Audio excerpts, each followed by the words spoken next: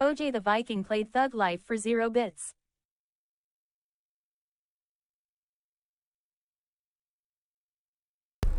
I couldn't join in and sing the song because it was still loading. Oh my gosh. Well, hi. Hello. Hi. Hello.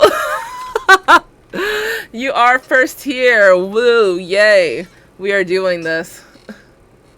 Yeah, I wish I could like shorten it because like I can see when it changes some and it goes to like when it's about to tune into the camera. But yeah, when it doesn't do that, or well, like when it takes too long, it's a little awkward. So maybe I'll have to change that up at some point in time. But either way, we're here. Woo, yay. So, as the description says, we're watching the debate. And I shared the info to my friends as well, since it's late, and probably later for you too, OJ. They're probably going to tune into like the comments later on.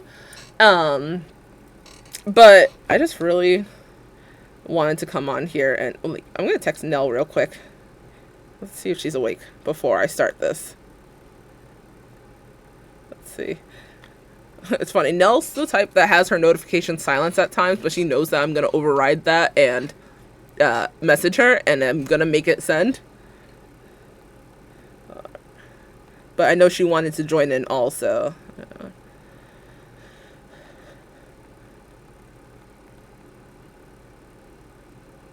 All right. For the debate, for the video, so I changed, oh gosh, I don't know technical terms and whatnot. It's pretty much viewing, there we go. OJ! OJ the Viking played Thug Life for 0 bits. There we go. Thank you. I'm so happy you did another one. Another one. It's pretty much viewing whatever I have on my browser currently. So what's on my browser currently is YouTube, widescreen YouTube. And we're just gonna rock with it and see what happens. I'm gonna call her real quick. Let's see.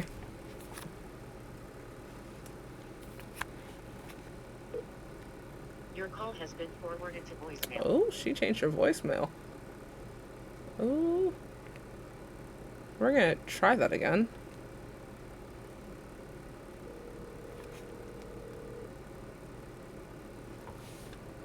Transition screen. I don't know. Hello? Hey, Bless. Hi, Nene. Did you get my text? No. Are you on your device? Why? Just leave. I'm about to rewatch the debate, and I wanted to let you know in case you wanted to rewatch it or like tune in. Oh, yeah. Let me open up. I'm going to do it on my laptop because my friend is watching the game on my TV. Okay. Or my iPad. I'm going to do it on my iPad. It's streaming through YouTube also, so you can join in. I haven't started it. I wanted to make sure you were there. Okay, I'm on my way. Appreciate you. Let me know when you're on. Like, send a message on the chat so I know you're on. Okay. I love you. I love you. Bye. Gosh, we're so stupid. The transition screen. I don't really know, OJ. I don't know how to explain it. I don't know how to describe things. I don't know. Yeah, no, I get what you're saying now. Where the heck did I find it? Like, total transparency. I just be Googling stuff, and whatever shows up, I'm like, okay. It's probably something potentially Streamlab related. I don't know. That's probably something where it's just gonna be easier to show if we're on call one day, and like I could just literally be like, see, look, because I don't know. And it's one of those things where it's like I'm not gonna change it until I can actually know what it is and figure it out. So I really just be Googling stuff. Awkward. So Nell's coming in. to watch as well. She already watched it with her friends. As OJ, you saw the picture of her and Tati. But she's gonna tune in as well. And oh, see, smart people are just awesome because they just really be knowing stuff. Oh, yeah. Well, either way, we're probably gonna have to have a call at some point just for me to actually show you. Like, it'll probably be like a Discord thing. Yeah, it was very. I mean, literally, there is not a single pinpoint in American history that couldn't be made into a horror story, which is so awful to say. Like, it's bad. It's bad. That's why the whole make America great again. America will never be great again because the only time it was great is when it was only Native Americans here. Hey, there she is. Sweet. All right. Y'all ready to watch? Give me a thumbs up if you're ready, thumbs down if you're not, and something in between if you have to go pee.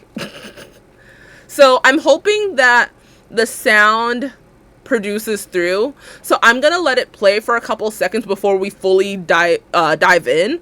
I'm gonna let it play for a couple seconds just to make sure you guys can hear it. I do have the volume on in my monitor, whatnot. So as far as like it should be connected through the browser, to which it should be connected here.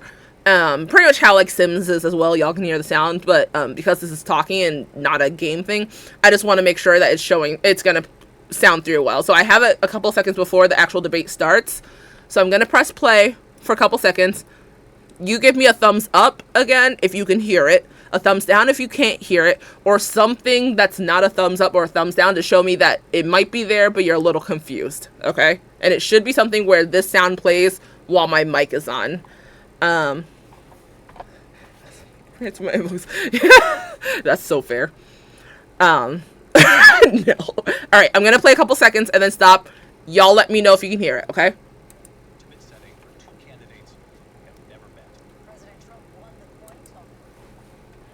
Alright, I played a couple seconds. Thumbs up. Could be a bit louder. Okay, I can do that.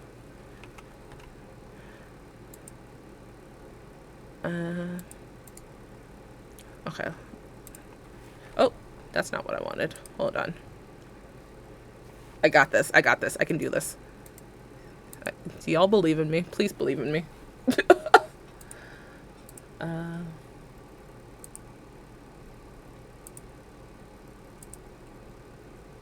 How did I do it before? Hold on. There was a way where I saw a list of like, oh, you know what? Okay, hold on. I got you. Oh my gosh, please believe in me, y'all. Here we go. Yep. I'm just gonna turn all these on blast. I'd rather it be too loud and y'all adjust the sound than, yeah, I don't know what I was trying to go with that, but I'd rather it be loud and y'all turn it down on your end than for it to be too quiet and on the loudest setting. Words. Okay. You could literally needs to be just a natural shit. That's fair. Okay. I'm gonna try again. Play in a couple seconds. He chose to deliver the final closing statement of the evening. Vice President Harris. Give me your feedback.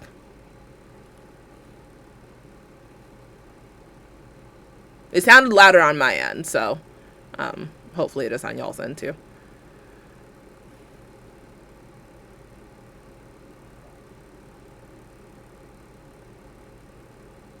Might be a tad too loud now. Okay. I'd rather get this out of the way real quick.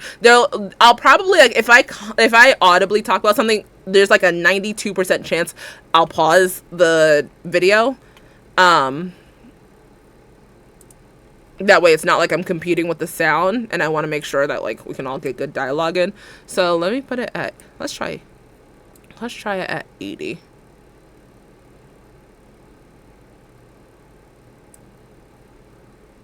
Okay. I'm about to play it again. Selected the podium to the right. So let's now welcome the candidates to the stage.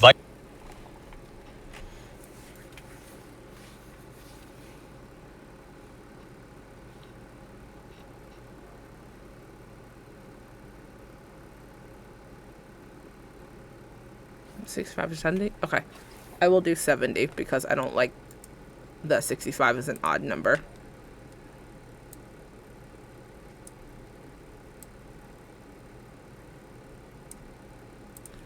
All right, 70. Vice President Kamala Harris and President Donald Trump.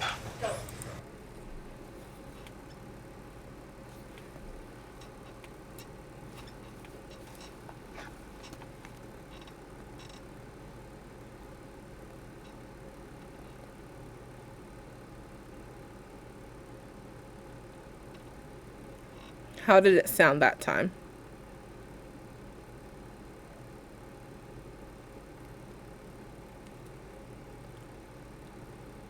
$60? Okay. All right, hold on.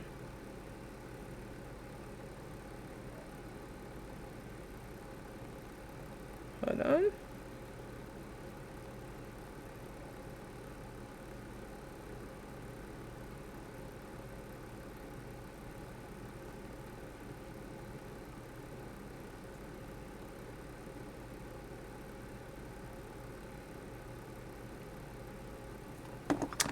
All right. Change it to 60.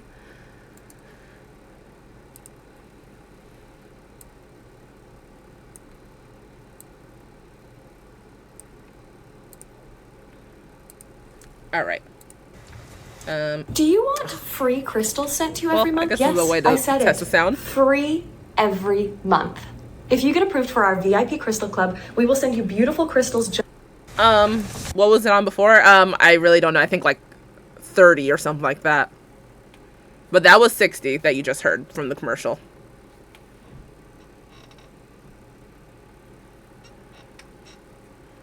Give me thumbs up or thumbs down or something else if it, depending on how it sounded.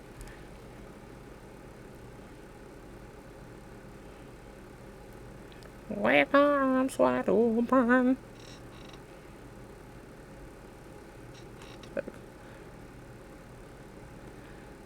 Okay, we'll leave it at 60 just to like see how it goes. I could always turn it down a little bit more if need be. But also like hopefully people adjust it as they need as well. But okay, well, we'll let this start going and see how that goes. You're about to get canceled as a mod. All right. Kamala Harris. Let's have a good debate. See, have fun. Thank you. Welcome to you Wait. both. It's Okay, I just noticed now, just rewatching this part, like, after she said, like, Kamala Harris, it's nice to meet you, and he said something great of, like, nice to meet you as well, that should have been his time to also say, like, Donald Trump. I don't care that they're public figures. If it's your first time meeting each other, it should be some type of, like, hi, my name is, nice to meet you. Like, cool that they both shook hands, but already I was like, yeah, he should have said it too. It's just basic respect. Right. But like, no, she walked over to him and was like, hi, nice to meet you. Also, like, power move because he intentionally says her name wrong at times, which makes his, well, not makes, but it creates an environment where his followers are more likely to say her name wrong and not care enough to say it right. And it's one of those things where it's like, if we're calling like evil dictators by their like name, it should be something. Okay, I'll turn it down to 50.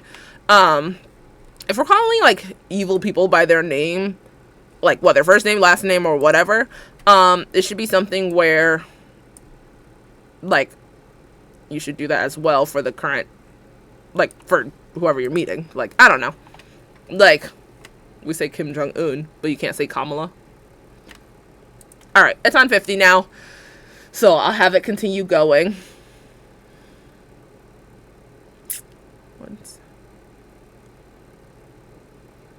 What? Huh? I don't know what you just said, OJ.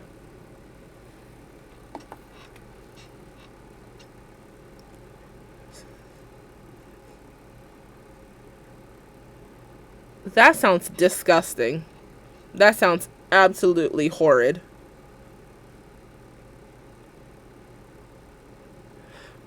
Oh. Oh, okay, okay. Side note. I was like, what is going on?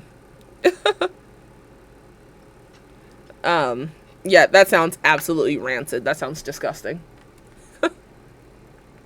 Alright, I'm gonna press play. Wonderful to have you. It's an honor to have you both here tonight. Good evening. Oh, We yeah, are looking okay, forward to a spirited and thoughtful debate. So let's get started. Spirited and I want to thoughtful. begin tonight with the issue that voters repeatedly say is their number one issue, and that is the economy and the cost of living in this country. Vice President Harris, you and President Trump. Real quick, I noticed the captions at the bottom are delayed. There's nothing I really can do about it, because I don't like turning off captions. But it's not really much I can do about that, so I'm just gonna leave it. Ew, you really have to show me that as if I wasn't already grossed out? That's horrid. That's disgusting. That's vile. Alright, pressing play. Trump were elected 4 years ago, and your opponent on the stage here tonight often asks his supporters, are you better off than you were 4 years ago? When it comes to the economy, do you believe Americans are better off than they were 4 years ago? So I was raised as a middle-class kid, and I am actually the only person on this stage who has a plan that is about lifting up the middle class and working people of America. I believe in the ambition, the aspirations, the dreams of the American people. And that is why I imagine and have actually a plan to build what I call an opportunity economy. Because here's the thing. We know that we have a shortage of homes and housing, and the cost of housing is too expensive for far too many people.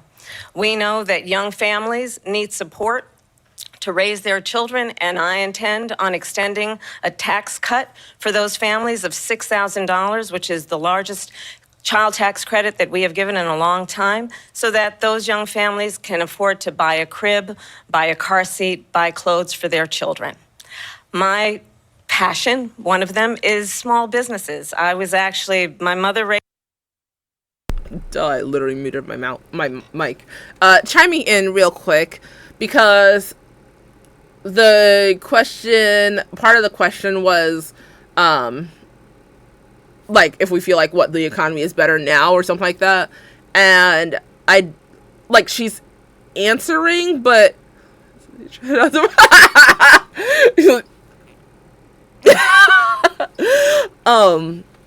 the question, part of the question pertained to, if they feel like the economy is better now. And, she's answering it, but she's also doing a lot of, when I grew up, blah, blah, blah, and my mom, blah, blah, blah, and if I was president, blah, blah.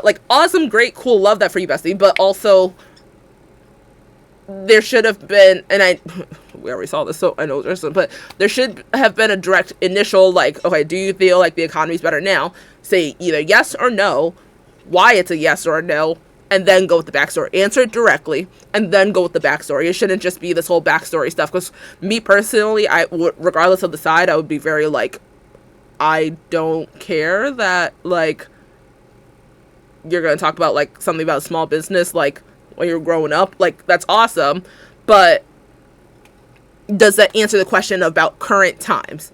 When you went to that small business when you were a kid, that was not current times. Is the economy better right now? Yes or no? Okay. And then continue. So that's my 2 cents about that so far, but also I'm going to start looking like Trump along the way, just raised my sister and me, but there was a woman who helped raise us. We call her our second mother. She was a small business owner. I love our small businesses.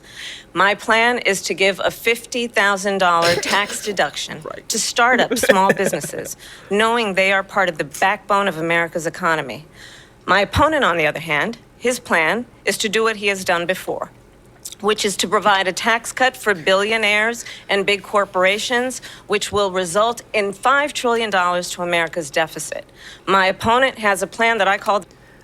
I do like that she... Now, I know fact checkers will fact check, and I haven't dived into fact checkers just yet, as of right now, but we know Trump likes to say millions and millions and billions and billions, but I like the fact that Kamala actually uses potentially realistic numbers. Like, she said, what, like, his plan will put us, like, $5 million, like, in debt or something. At least, again, I haven't looked at the fact-checking, but as of right now, if we are to believe what she's saying, that does sound more believable than if he's going to be like, her and Biden put us millions and millions in debt. And like, I like actual numbers, because then when I do my research, that'll give me a better indicator of who's closest to what and who's actually making sense.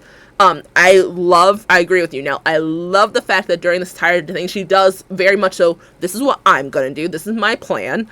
I will and my opponent. Yeah. Yep. I like that she called him out. Like, she's like, this is what you guys will expect from him, or will get from him.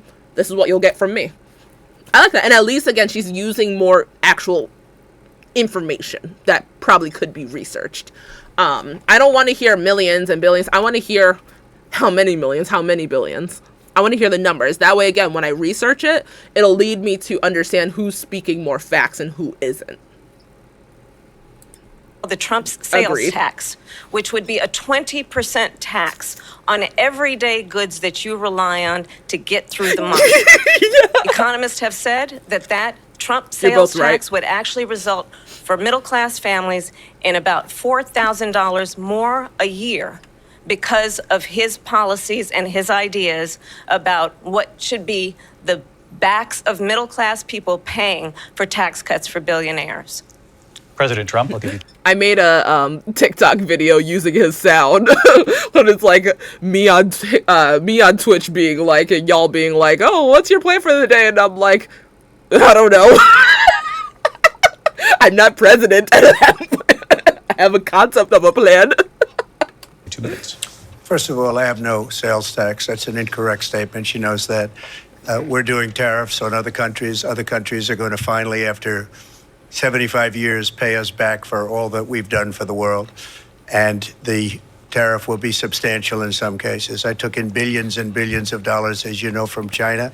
In fact, they never took the tariff off because it was so much money they can't. It would totally destroy everything that they've set out to do. They're taking in billions of dollars from China and other places. They've left the tariffs on. When I had it, I had tariffs, and yet I had no inflation. Look, we've had a terrible economy because inflation has, Billions and which is billions. known as a country buster. It breaks up countries. Having no inflation is a lie, because just about every president in modern times has had some type of inflation. Almost every, but has had some type of increase in costs and things, regardless if they're a Democrat or Republican.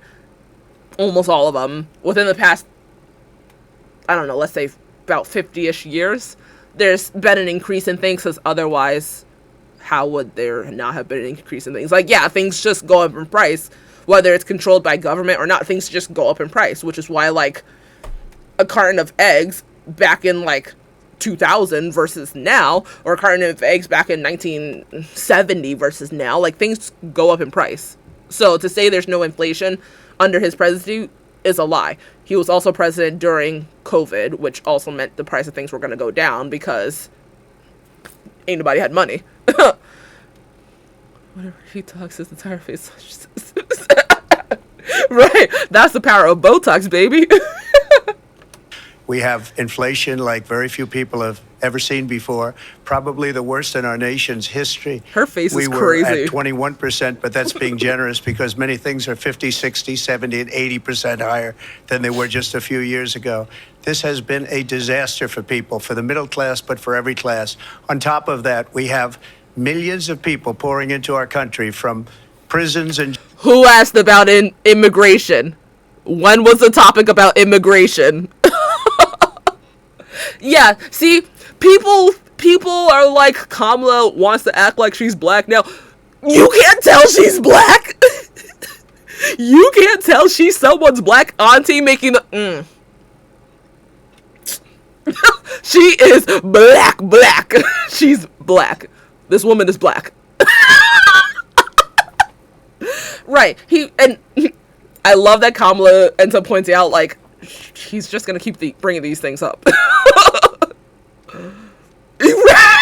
And, jails, from mental institutions and insane asylums, and they're coming in and they're taking jobs that are occupied right now by African Americans and Hispanics, and also unions. Unions are going to be affected very soon.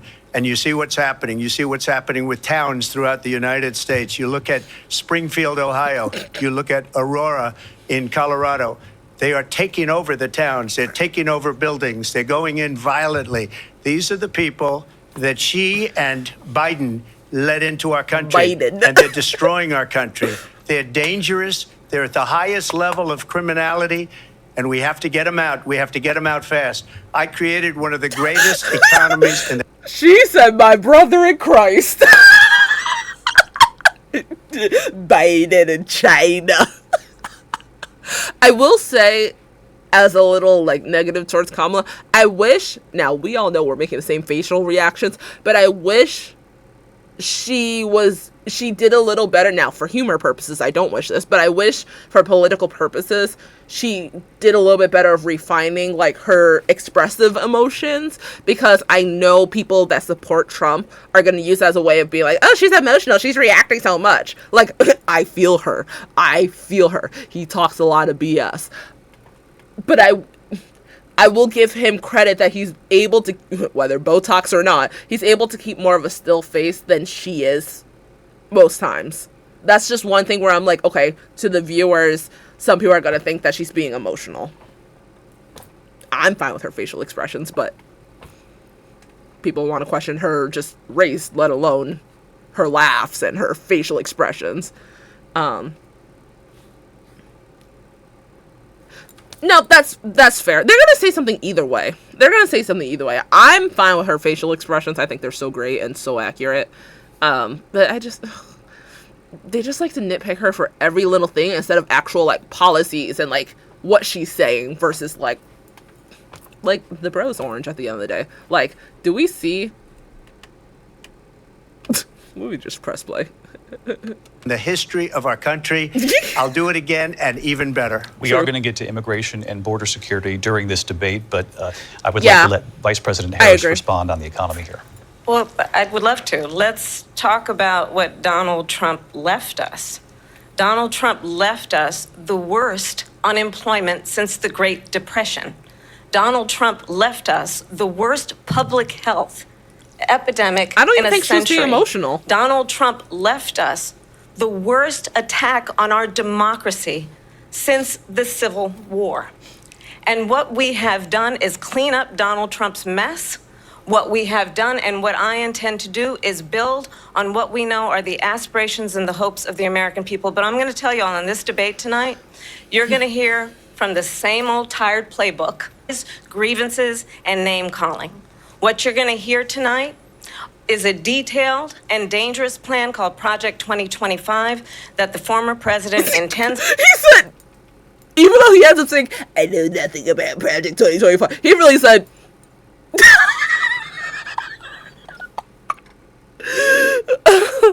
yeah. But then also, if she, you know what? Fair point, because if she didn't express some emotions as they want to say, if she didn't react, they would also be like, why isn't she reacting? So either way, she's just lose-lose situation. It's just, I wish people came at her more for, like, actual things she's saying versus, like, this. Because if they can accept this, why can't they accept this? On implementing if he were elected again. I believe very strongly that the American people want a president who understands the importance of bringing us together, knowing we have so much more in common than what separates us. And I pledge to you to be a president for all Americans. I love how much she talks to the screen and talks to us. Whether she was told to do it or she wanted to do it, I love how much she's doing like a, this is what I'm going to do. This is my promise. This is what I plan to do. Like, talking to the camera, not just like side. I really respect that. And that's something that I wish more politicians would act on. President Trump will give you a minute here to respond. Number one, I have nothing to do, as you know, and as she knows better than anyone, I have nothing to do with Project 2025. That's out there. I haven't read it. I don't want to read it purposely. I'm not going to read it. This was a group of people that got together. They came up with some ideas, I guess some good, some bad, but it makes no difference. I have nothing to do. Everybody knows I'm an open book. Everybody knows what I'm going to do. Cut taxes very substantially and create a great economy like I did before. We had the greatest economy. We got hit with a pandemic. And the pandemic was not since 1917, where 100 million people died, has there been anything like it. We did a phenomenal job with the pandemic. We handed them over a country where the economy and where the stock market was higher than it was before the pandemic came in. Nobody's ever seen anything like it. We made ventilators for the entire world. We got gowns, we got masks, we did things that nobody thought possible. And people give me credit for rebuilding the military. They give me credit for a lot of things, but not enough credit for the great job we did with the Only talks money, even though he's had 6 bankruptcies. Okay. pandemic. But the only jobs they got were bounce back jobs. These were jobs bounce back, and it bounced back and it went to their benefit. But I was the one that created them. They know it, and so does everybody else. Vice President Harris, I'll let you respond. So, Donald Trump has no plan for you. And when you look at his economic plan, it's all about tax breaks for the richest people. I am offering what I describe as an opportunity economy, and the best economists in our country, if not the world, have reviewed our relative plans for the future of America. What Goldman Sachs has said is that Donald Trump's plan would make the economy worse, mine would strengthen the economy.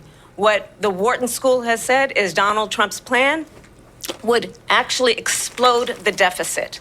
16 Nobel laureates have described his economic plan as something that would increase inflation, and by the middle of next year would... See, at least she's able to pinpoint, like, again, I didn't do much fact checking. I can't confirm whether or not what I'm about to speak on is actual facts. But at least she's able to pinpoint, like, organizations and people and whatnot that she personally communicated with to get the information. It just shows a little more line of credibility, in my opinion. Invite a recession. You just have to look at where we are and where we stand on the issues. And I'd invite you to know that Donald Trump actually has no plan for you because he isn't looking out for you. It's just a soundbite. They gave her that to say.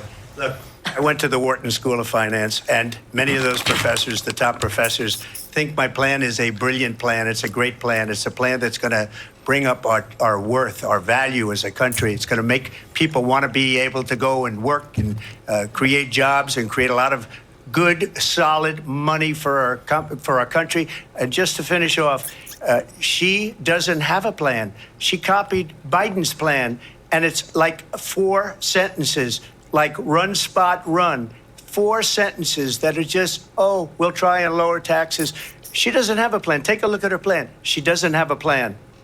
Mr. President, I do want to drill down on something you both brought up.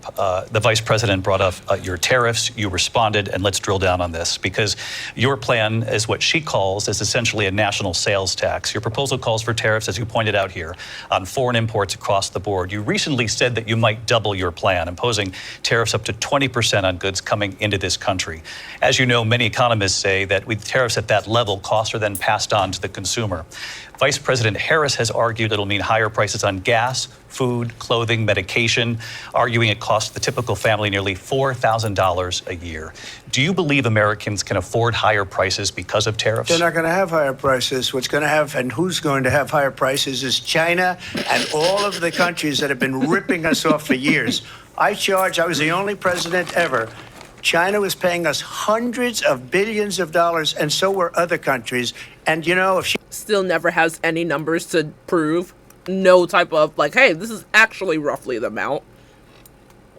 Pretty much anytime Trump says, like, millions and billions kind of thing, I automatically, regardless of if he is actually speaking the truth or not, me personally, I automatically default to, like, okay, this is BS, because why can't you produce a more accurate number? I know they're on the debate platform, and I know that they're at a point where they don't have, like, they weren't asked the questions beforehand.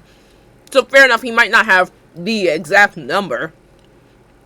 but you can't give a ballpark range of what this amount was from China or whatever. Like, come on. She doesn't like them. They should have gone out and they should have immediately cut the tariffs. But those tariffs are there 3.5 years now under their administration. We are going to take in billions of dollars, hundreds of billions of dollars. I had no inflation, virtually no inflation. They had the highest inflation perhaps in the history of our country, because I've never seen a worse period of time. People can't go out and buy cereal or bacon or eggs or anything else. The people of our country are absolutely dying with what they've done. They've destroyed the economy. And all you have to do is look at a poll. The polls say 80 and 85 and even 90% that the Mexico will Trump pay economy for was it. great, that their economy was terrible. Vice President Harris, I do want to ask for your response, and you heard what the president said there, because the Biden administration did keep a number of the Trump tariffs in place. So how do you respond? Well, let's be clear that the Trump administration resulted in a trade deficit, one of the highest we've ever seen in the history of America.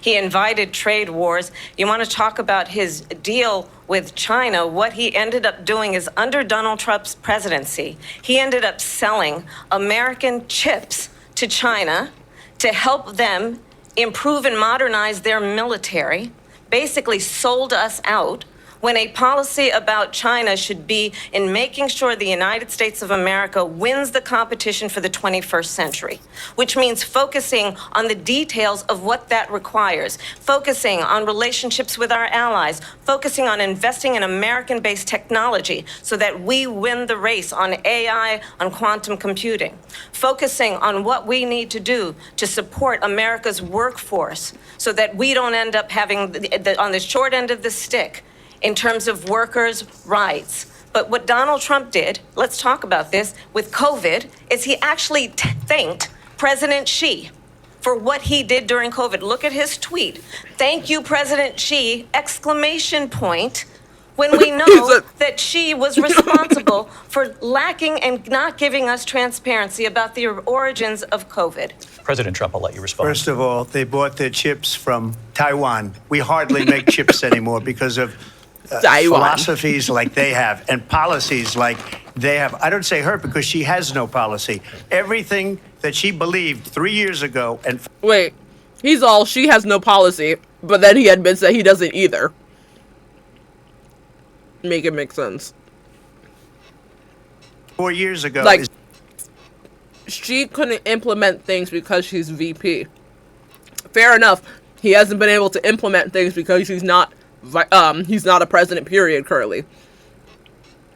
But she has more of a plan of what she's going to speak on and act upon as president. He admitted that he doesn't have plans. So he's had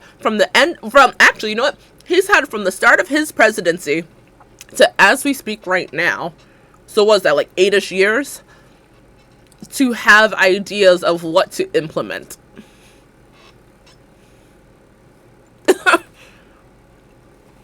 Yeah, he's trying to prove, like, the big word, I got it. is out the window. She's going to my philosophy now. In fact, I was going to send her a MAGA hat. She's gone to my philosophy. But if she ever got elected, she'd change it. And it will be the end of our country. She's a Marxist. Everybody knows she's a Marxist. Her father's a Marxist professor in economics, and he taught her well. But when you look at what she's done to our country, and when you look at these millions and millions of people that are pouring into our country monthly, where it's, I believe, 21 million people, not the 15 that people say, and I think it's a lot higher than the 21. That's bigger than New York State pouring in. And just look at what they're doing to our country. They're criminals. Many of these people coming in are criminals. And that's bad for our economy, too. You know, you mentioned before, we'll talk about immigration later. Well, bad immigration is the worst thing that can happen to our economy. They have, and she has, destroyed our country with policy that's insane. Almost policy that you'd say they have to hate our country. President Trump, thank you. Lindsay? I want to turn to the issue of abortion. President Trump, you've often touted that you were able to kill Roe v. Wade. Last year, you said that you were proud to be the most pro-life president in American history. Then last month, you said that your administration would be great for women and their reproductive rights. In your home state of Florida, you surprised many with regard to your 6-week abortion ban because you initially had said that it was too short. And you said, quote, I'm going to be voting that we need more than 6 weeks. But then the very next day, you reversed course and said you would vote to support the 6-week ban. Vice President Harris says that women shouldn't trust you on the issue of abortion because you've changed your position so many times. Therefore, why should they trust you? Well, the reason I'm doing that vote is because the plan is, as you know, the vote is, they have abortion in the 9th month. They even have, and you can look at the governor of West Virginia, the previous governor of West Virginia, not the current governor, who's doing an excellent job, but the governor before, he said the baby will be born and we will decide what to do with the baby. In other words, we'll execute the baby. And that's why I did that, because that predominated. No state in the U.S. has ever allowed, like, you killing a baby when it's born. I just find that so funny. Like, you give birth, it's officially a baby, it is out of the womb, then just, like, no. And usually, late term, like, induction of labor, the baby is usually alive, so I just think it's so funny. Because they're radical. The Democrats are radical in that. And her vice presidential pick, which I think was a horrible pick, by the way, for our country, because he is really out of it. But her vice presidential pick says abortion in the 9th month is absolutely fine. He also says execution after birth. It's execution, no longer abortion, because the baby is born. I love that. Okay. And that's not okay with me, hence the vote. But what I did is something for 52 years. They've been trying to get Roe v. Wade into the states. And through the genius and heart and strength of 6 Supreme Court justices, we were able to do that. Now, I believe in the exceptions for rape, incest, and life of the mother. I believe strongly in it. Ronald Reagan did also. 85% of Republicans do. Why do we care about Reagan? Oh, did he know what was the conclusion? Or, yeah, what came out of it? Don't disrespect crystals like that. Exceptions, very important. But we were able to get it, and now states are voting on it. And for the first time, you're going to see, look, this is an issue that's torn our country apart for 52 years. Every legal scholar, every Democrat, every Republican, liberal, conservative, they all wanted this issue to be brought back to the states where the people could vote. And that's what happened. Now, Ohio, the vote was somewhat liberal. Kansas, the vote was somewhat liberal, much more liberal than people would have thought. But each individual state is voting. It's the vote of the people now. It's not tied up in the federal government. Yeah, see, the problem with states deciding is that states aren't going to be in favor with the people, which is why keeping Roe v. Wade is the best, because it encompasses everybody. Either you get abortion or you don't get abortion. But making it based on states will still have people traveling to different states to get an abortion, potentially putting them in legal trouble and their doctor in legal trouble, and whoever else is involved along the way.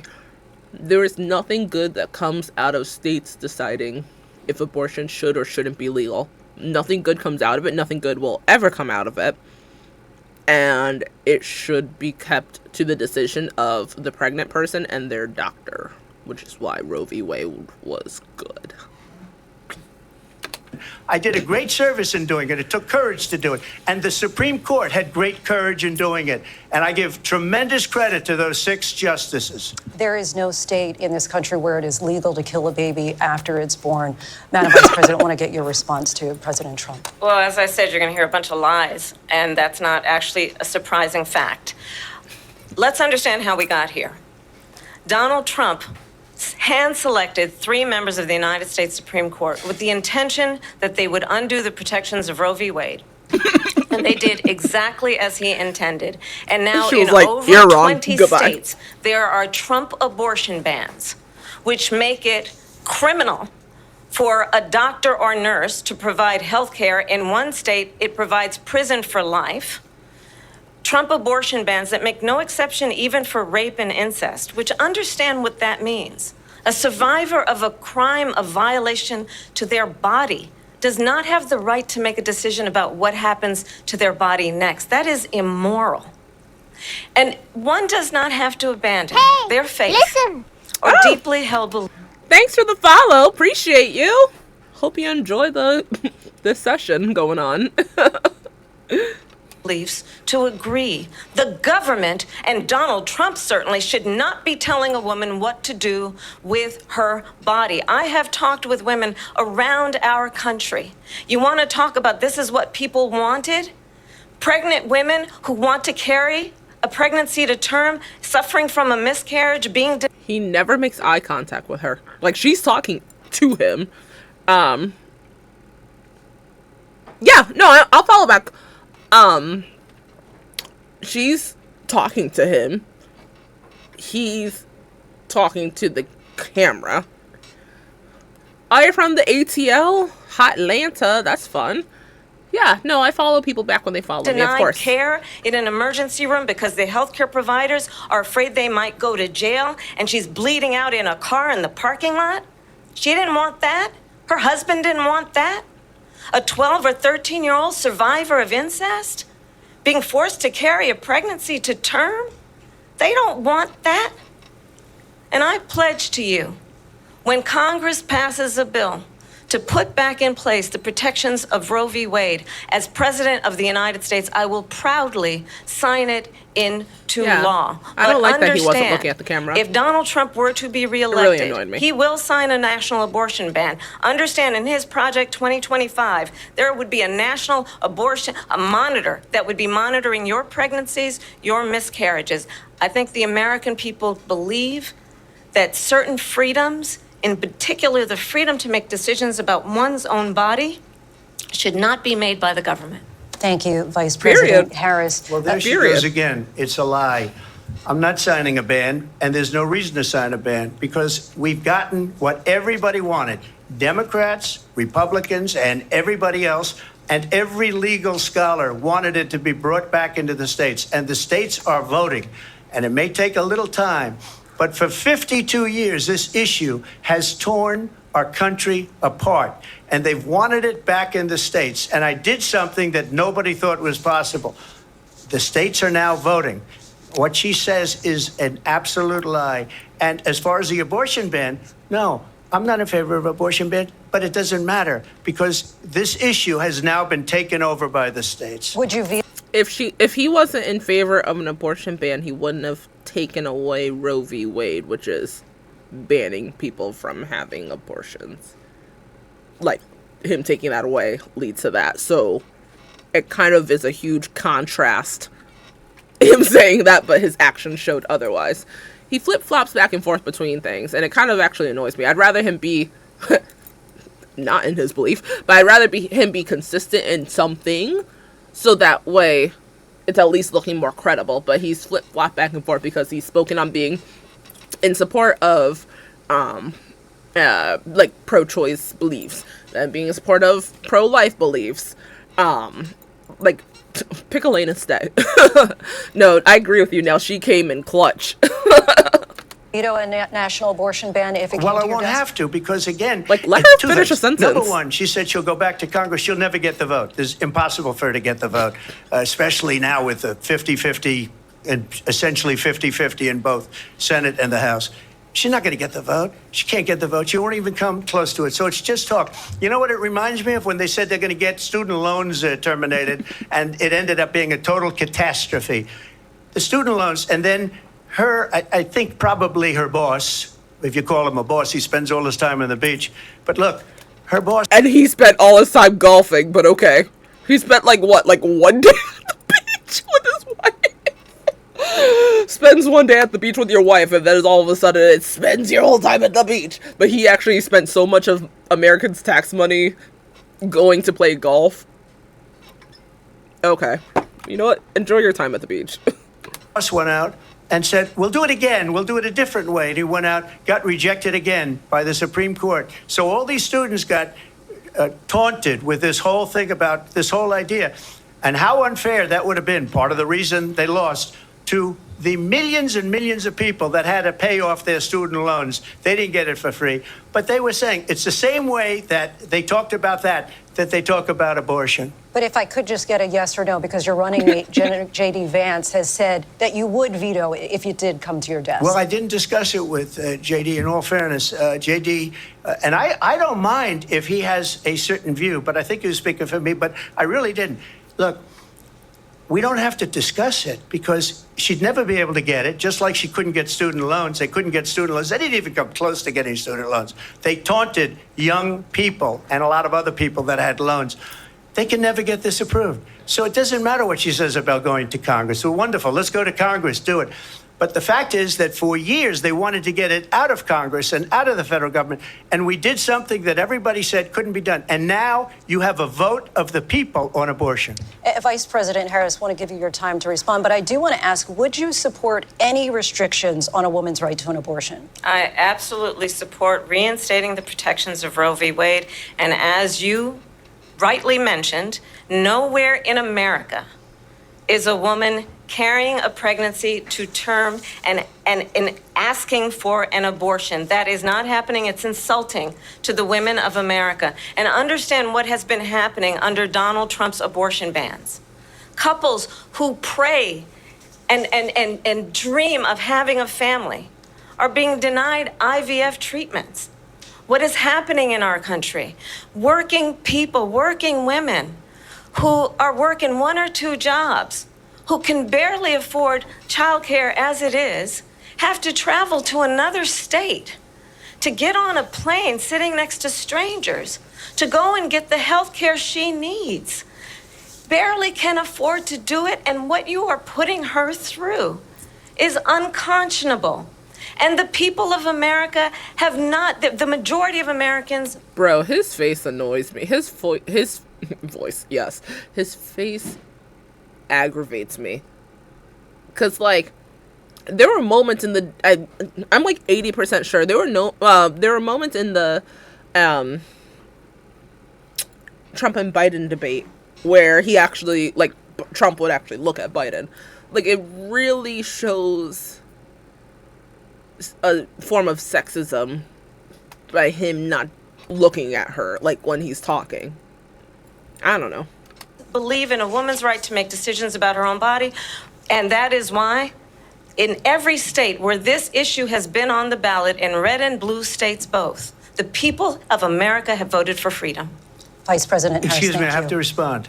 Another lie. It's another lie. I have been a leader on IVF, which is fertilization. The IVF, I have been a leader. Yeah, he doesn't care. In fact, as long as Trump gets more money in his pocket, he does not care. When they got a very negative decision on IVF from the Alabama courts, I saw the people of Alabama and the legislature 2 days later voted it in. I've been a leader on it. They know that, and everybody else knows it. I have been a leader on fertilization, IVF. And the other thing, you should ask, will she allow abortion in the 8th month, 9th month, 7th month? Come on. Okay, would you do that? Why don't you ask her that question? Why don't you answer That's the question? Would you because veto? under Roe v. Wade, Answer the question, would you veto? you could do abortions in the 7th month, the 8th month, the 9th That's month, not true. and probably after birth. Just look at the governor, former Probably governor after of birth. Virginia. The governor of Virginia said, we put the baby aside, and then we determine what we want to do with the baby. President Trump, thank you. We're going to turn now to immigration and border security. We know it's an issue that's important to Republicans, Democrats. Which also, his ear is looking mighty fine for it to have recently been pew-pewed at. Like, I'm not one to quickly believe in conspiracies and whatnot. I don't know what to firmly believe with the whole, I'm just going to call it attempt because I don't know what words are and aren't allowed. So, with the whole attempt of life ending, But this is, oh gosh, it's covered on by the messages. I apologize over here. Bro's ear looks fine. Democrats, voters across the board in this country. Vice President Harris, you were tasked by President Biden with getting to the root causes of migration from Central America. We know that illegal border crossings reached a record high in the Biden administration. This past June, President Biden imposed tough new asylum restrictions. We know the numbers since then have dropped significantly. But my question to you tonight is, why did the administration wait until 6 months before the election to act? And would you have done anything differently from President Biden on this? So I'm the only person on this stage who has prosecuted transnational criminal organizations for the trafficking of guns, drugs, and human beings. And let me say that the United States Congress, including some of the most conservative members of the United States Senate, came up with a border security bill which I supported. And that bill would have put 1,500 more border agents on the border to help those folks who are working there right now overtime trying to do their job. That's fair, OJ. It would have allowed us to stem the flow of fentanyl coming into the United States. I know there are so many families watching tonight who have been personally affected by the surge of fentanyl in our country. That bill would have put more resources to allow us to prosecute transnational criminal organizations for trafficking in guns, drugs, and human beings. But you know what happened to that bill? Donald Trump got on the phone, called up some folks in Congress, and said, kill the bill. And you know why? Because he'd prefer to run on a problem instead of fixing a problem. And understand, this comes at a time where the people of our country actually need a leader who engages in solutions, who actually addresses the problems at hand. But what we have in the former president is someone who would prefer to run on a problem instead of fixing a problem. And I'll tell you something, he's going to talk about immigration a lot tonight, even when it's not the subject that is being raised. And I'm going to actually do something really unusual, and I'm going to invite you to attend one of Donald Trump's rallies, because it's a really interesting thing to watch. You will see during the course of his rallies, he talks about fictional characters like Hannibal Lecter. He will talk about windmills cause cancer. And what you will also notice is that people start leaving his rallies early out of exhaustion and boredom. And I will... He's like... he really said... like, why are you like... why are you nodding your head? Like, that would have been his time to be like... Like, girl, what? I'll tell you, the one thing you will not hear him talk about is you.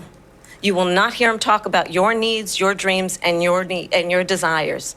And I'll tell you, I believe you deserve a president who actually puts you first, and I pledge to you that I will. Vice President Harris, thank you. President Trump, on that point, I want to get your response. Well, I would like to respond. Let me just ask, though, why did you try to kill that bill, and successfully so, that would have put thousands of additional agents and officers on the border? First, let me respond as to the Please. rallies. She said people start leaving. People don't go to her rallies. There's no reason to go.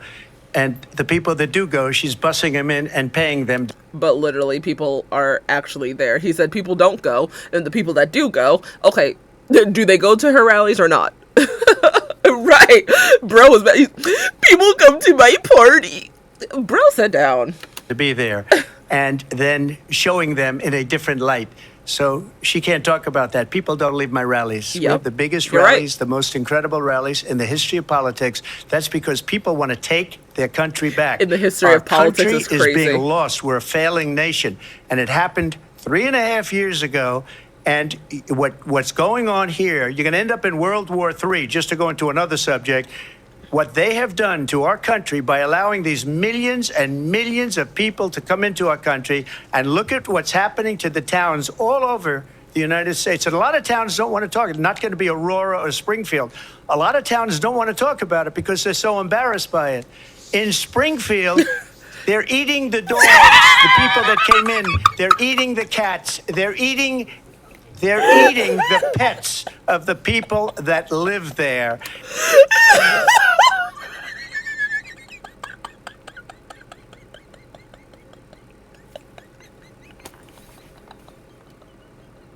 I had to pause because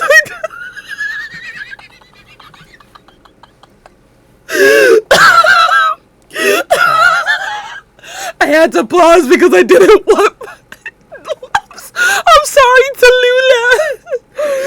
sorry, mommy's Lula.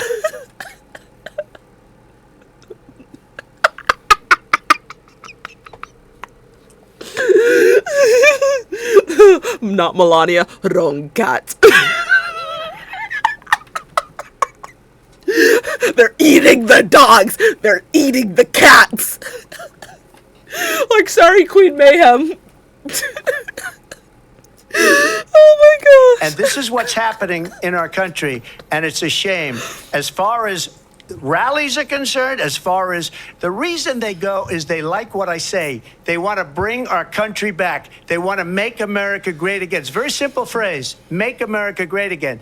She's destroying this country, and if she becomes president, this country doesn't have a chance of success. Doesn't explain how she's actually destroying the country. How many VPs, just regardless of right, regardless of Democrat or Republican, how many VPs are actually because we're like twins almost 10 years apart. Oh my gosh, your friend would love when we're actually together. But how many VPs in the history of VPs have actually done something destructive? And I mean that as a genuine question. Like, if someone out there knows, comment it. Because usually, it's usually the president, not the VP. So what has she actually done that was destructive? VPs, like, they have power, yes, but they're more of like a tiebreaker and amplify what the president says. And wait for the president to be like, all right, I'm gonna head out, and then they step up. But okay. Success, not only success, will end up being Venezuela on steroids. We always say we could never have a class together because we would just be stupid. Noah would kneel on me and be like, she is so funny. I just want to clarify here. You bring up Springfield, Ohio, and ABC News did reach out to the city manager there. He told us there have been no credible reports of specific claims of pets being harmed, injured, or abused by individuals within the immigrant community. Imagine that having to be a statement done by the moderators. Like, real quick, y'all, by the way, Springfield says ain't nobody eating cats and dogs. Like, imagine that having to be a statement said in a modern day presidential debate, in any time presidential debate. Imagine that having to be said. Like, bro never thought in his history of life he would ever have to make a public statement saying no cats are and my mommy would know. Maybe not, but I really want to know where he got this they're eating cats and dogs concept from, because me personally, my belief, it sounds low-key racist, but I'm gonna let that rock. Well, I've seen people on television. Let me just say here, this is the people on television say my dog was taken and used for food. So maybe he said that, and maybe that's a good thing to say for a city manager. I'm not taking this from But the television. people are- Right. If we actually did the whole, well, it was on television. You know what else was on television? SpongeBob, Rocko's Modern Life, Ren and Stimpy, Cow and Chicken, like, Boondocks, South Park. You know how many things are on television? Are we supposed to just believe every single thing that's produced on TV because it's on TV? I agree. on television saying their dog was eaten by the people that went there. Again, the Springfield city manager says there's no evidence of that. Vice We'll President find Harris, out. I'll let you respond to the rest of what you've heard. You talk about extreme.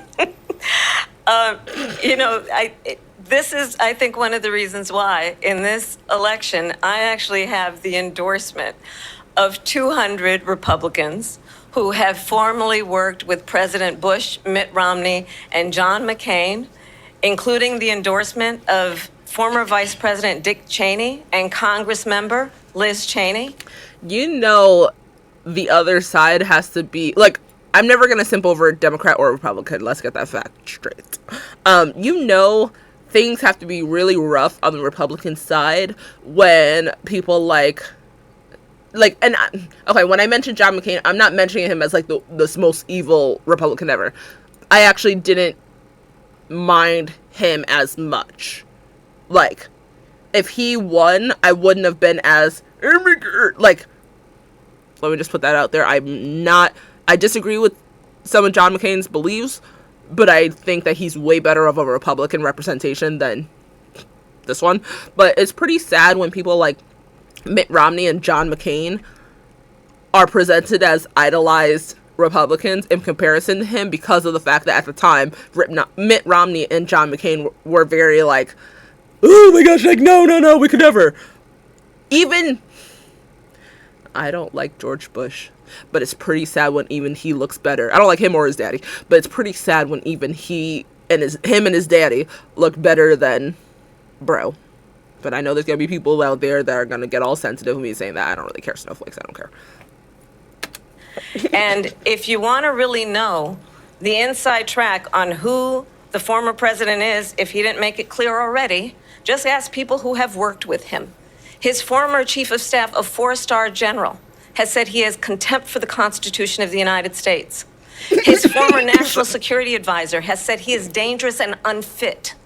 His former Secretary of Defense has said the nation, the Republic, would never survive another Trump term. And when we listen to this kind of rhetoric, when the issues that affect the American people are not being addressed, I think the choice is clear in this election. President Trump, I'll give you a quick minute to respond here. Thank you. So anyways. When I hear that, see, I'm a different kind of a person. I fired most of those people. Not so graciously. They did bad things or bad. Why is this camera person so just like awkward zoom? Like, this is such a weird angle. Bad job. I fired them. They never fired one person. They didn't fire anybody having to do with Afghanistan and the Taliban and the 13 people whose were just killed, viciously and violently killed. And I got to know the parents and the family. They didn't fire. They should have fired all those generals, all those top people, because that was one of the most incompetently handled situations anybody has ever seen. So when somebody does a bad job, I fire him. And you take a guy like Esper. He was no good. I fired him. So he writes a book. Another one writes a book. Because with me, they can write books. With nobody else can they. But they have done such a poor job, and they never fire anybody. Look at the economy. Look at the inflation. They didn't fire any of their economists. They have the same people. That's a good way not to have books written about you. But just to finish, I got more votes than any Republican in history by far. In fact, I got more votes than any. I'm fact checking that real quick. Sitting president in history by far. Let's check that real quick. Has Trump received the most amount of votes compared to other presidents?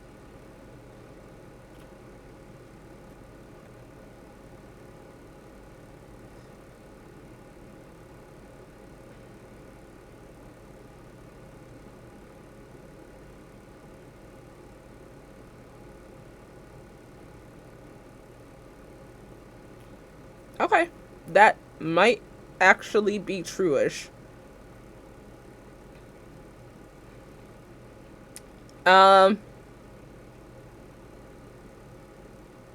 It looks like he did actually. Yeah, he's a different kind of person.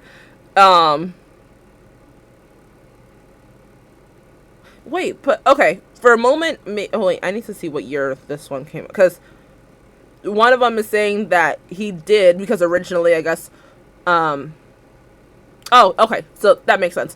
One of the sources I'm seeing is that this was posted November 19th, 2020, and it does say he got 7 million more than any other president, because at that time, the one that carried the crown for that was President Barack Obama.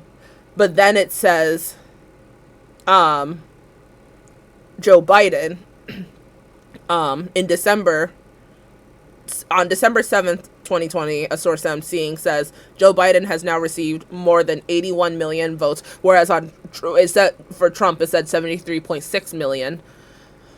So then Biden Biden officially broke Obama's record and broke it for Trump. So as of right now, it looks like Biden is actually top of that. So it was true at some point in time, but it doesn't look like it's that accurate currently.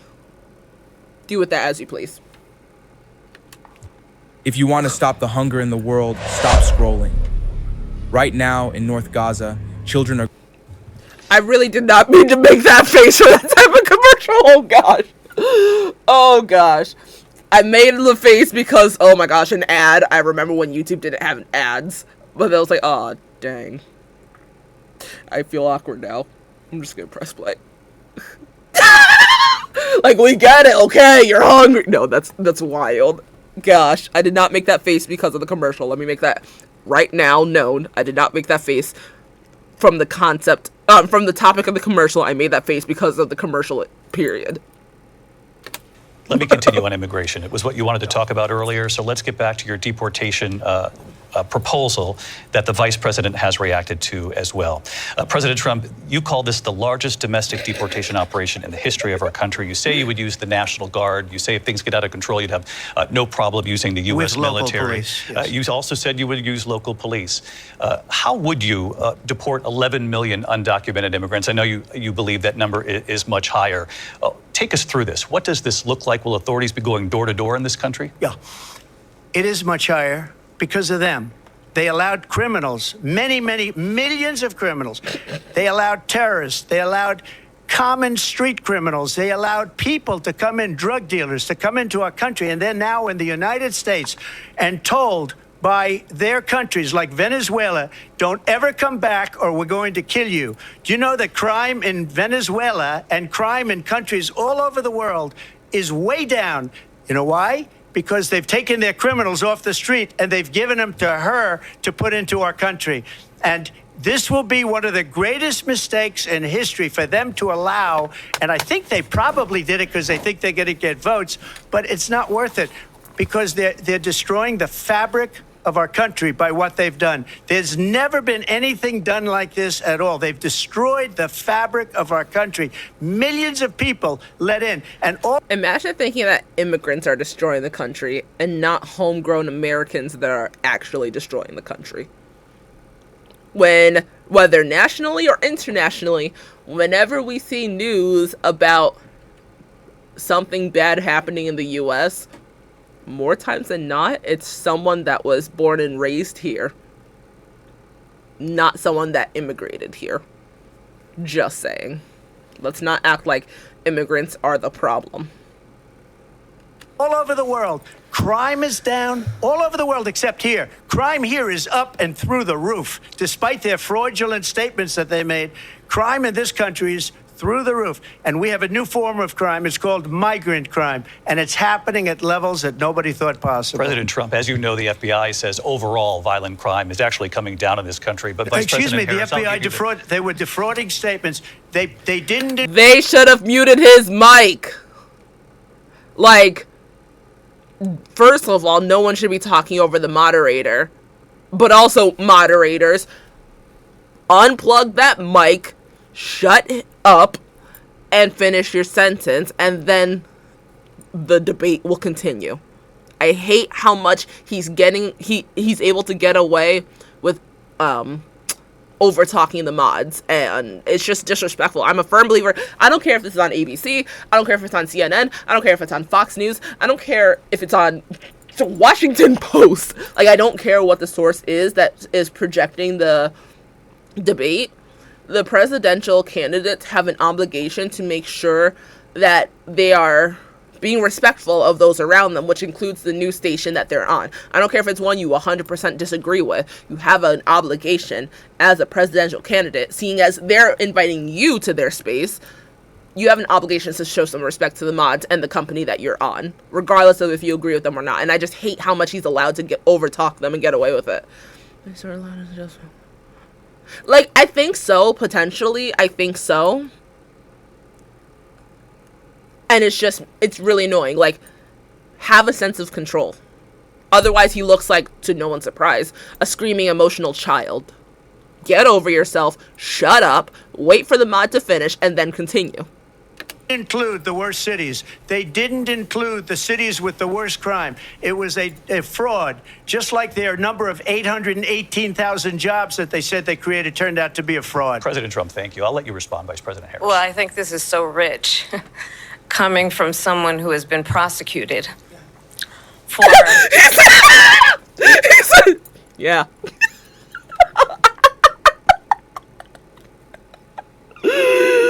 Oh, God. She said, yeah. Like, he does. I believe Trump more with his random, like, yeah. I believe him more with him doing those than his responses. Because those are actual facts. Oh my gosh. National security crimes, economic crimes, election interference, has been found liable for sexual assault, and his next big court appearance is in November at his own criminal sentencing. And let's be clear, where each person stands on the issue of what is important about respect for the rule of law and respect for law enforcement. The former vice president called for defunding federal law enforcement, 45,000 agents, get this, on the day after he was arraigned on 34 felony counts. So let's talk about what is important in this race. It is important that we move forward, that we turn the page on this same old tired rhetoric and address the needs of the American people, address what we need to do about the housing shortage, which I have a plan for, address what we must do to support our small businesses, address bringing down the price of groceries. But frankly, the American people are exhausted with this same old tired playbook. Vice President Harris, thank you. Excuse me. Every one of those cases was started by them against their political opponent. And I'm winning most of them, and I will win the rest on appeal. And you saw that with the decision that came down just recently from the Supreme Court. I'm winning most. He talks so much in like his head tilt down, glare, like looking kind of that way. She's very like her position of her head in relation to her body is very straight on. His body language, 100 messages, whoop whoop. His body language is so like forward, down, looking at you through like the tops of his eyes, not direct on. It's very like this, which is I don't like that.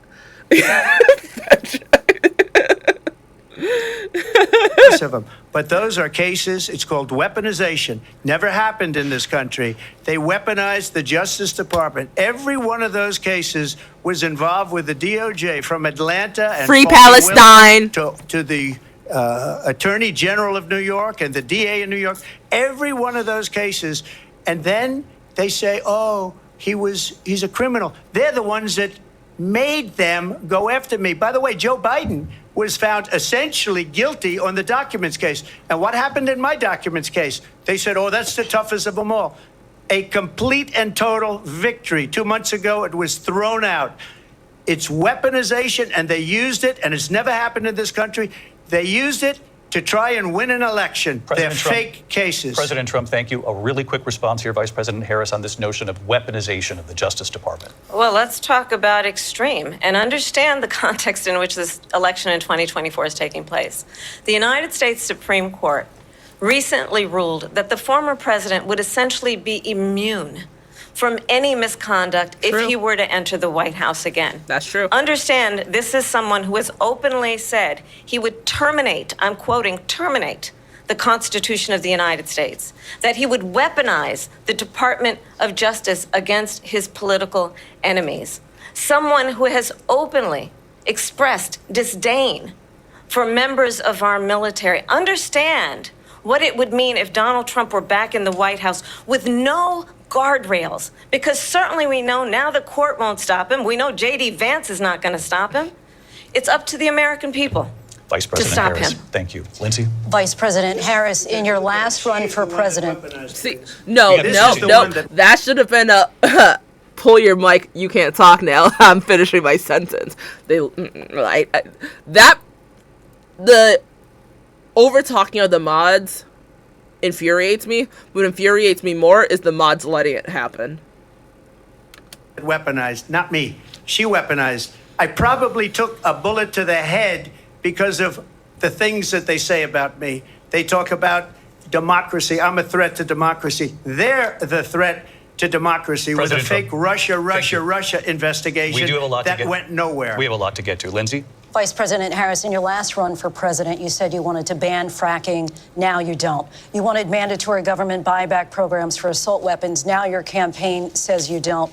You supported decriminalizing border crossings. Now you're taking a harder line. I know you say that your values have not changed. So then why have so many of your policy positions changed?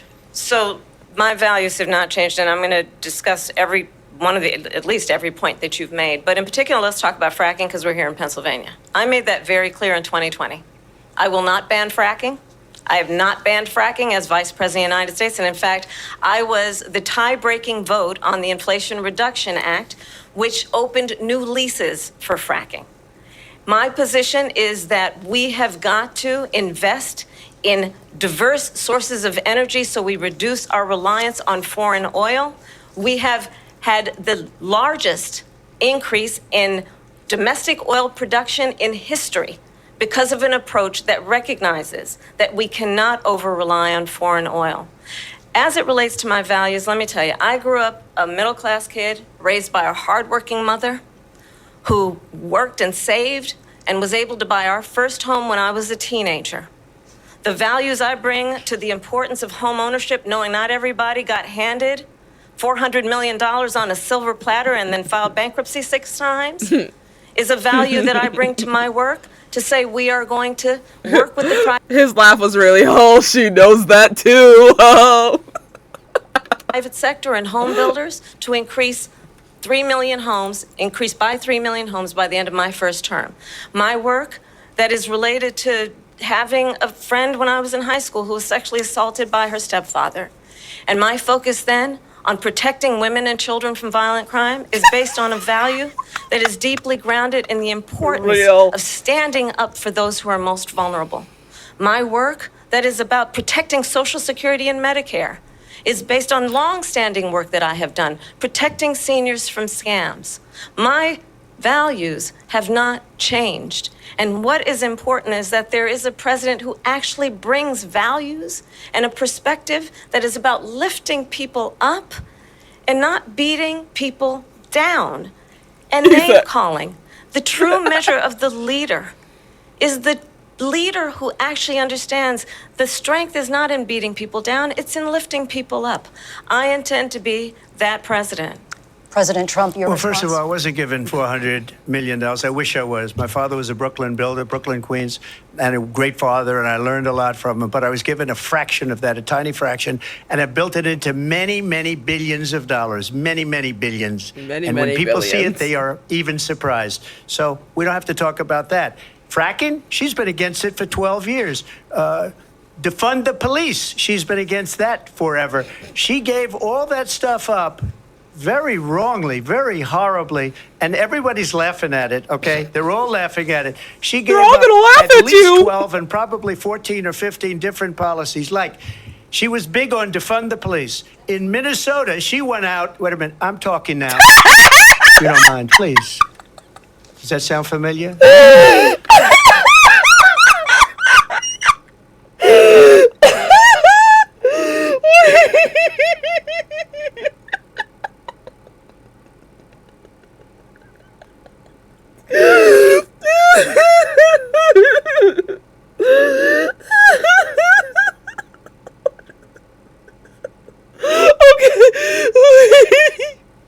That part, like, when this was live streaming and he said I'm talking, I was like, dang, I can't stand the man, but I can't with how petty he is. Because first of all, that's not even what she actually said. She said, I'm speaking. But also, I'm like, dang, you really found your moment and took it. Like, I can't actually be mad at that part. Oh my gosh. Wait, OJ, is there a part that I should rewind to, or are you just saying his expressions in general? Like, when this was going live, that really had me in such a chokehold, him saying that. Oh, bro, I can't. Oh my gosh, I can't. Bro, if they're hating on,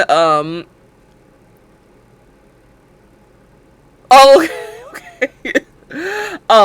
They hate on Kamala and her laugh, they would really hate my laugh. Let's see. Up at least 12 and probably 14 or 15 different policies. Like, she was big on defund the police. In Minnesota, she went out. Wait a minute, I'm talking now. If you don't mind, please. Does that sound familiar? She went out.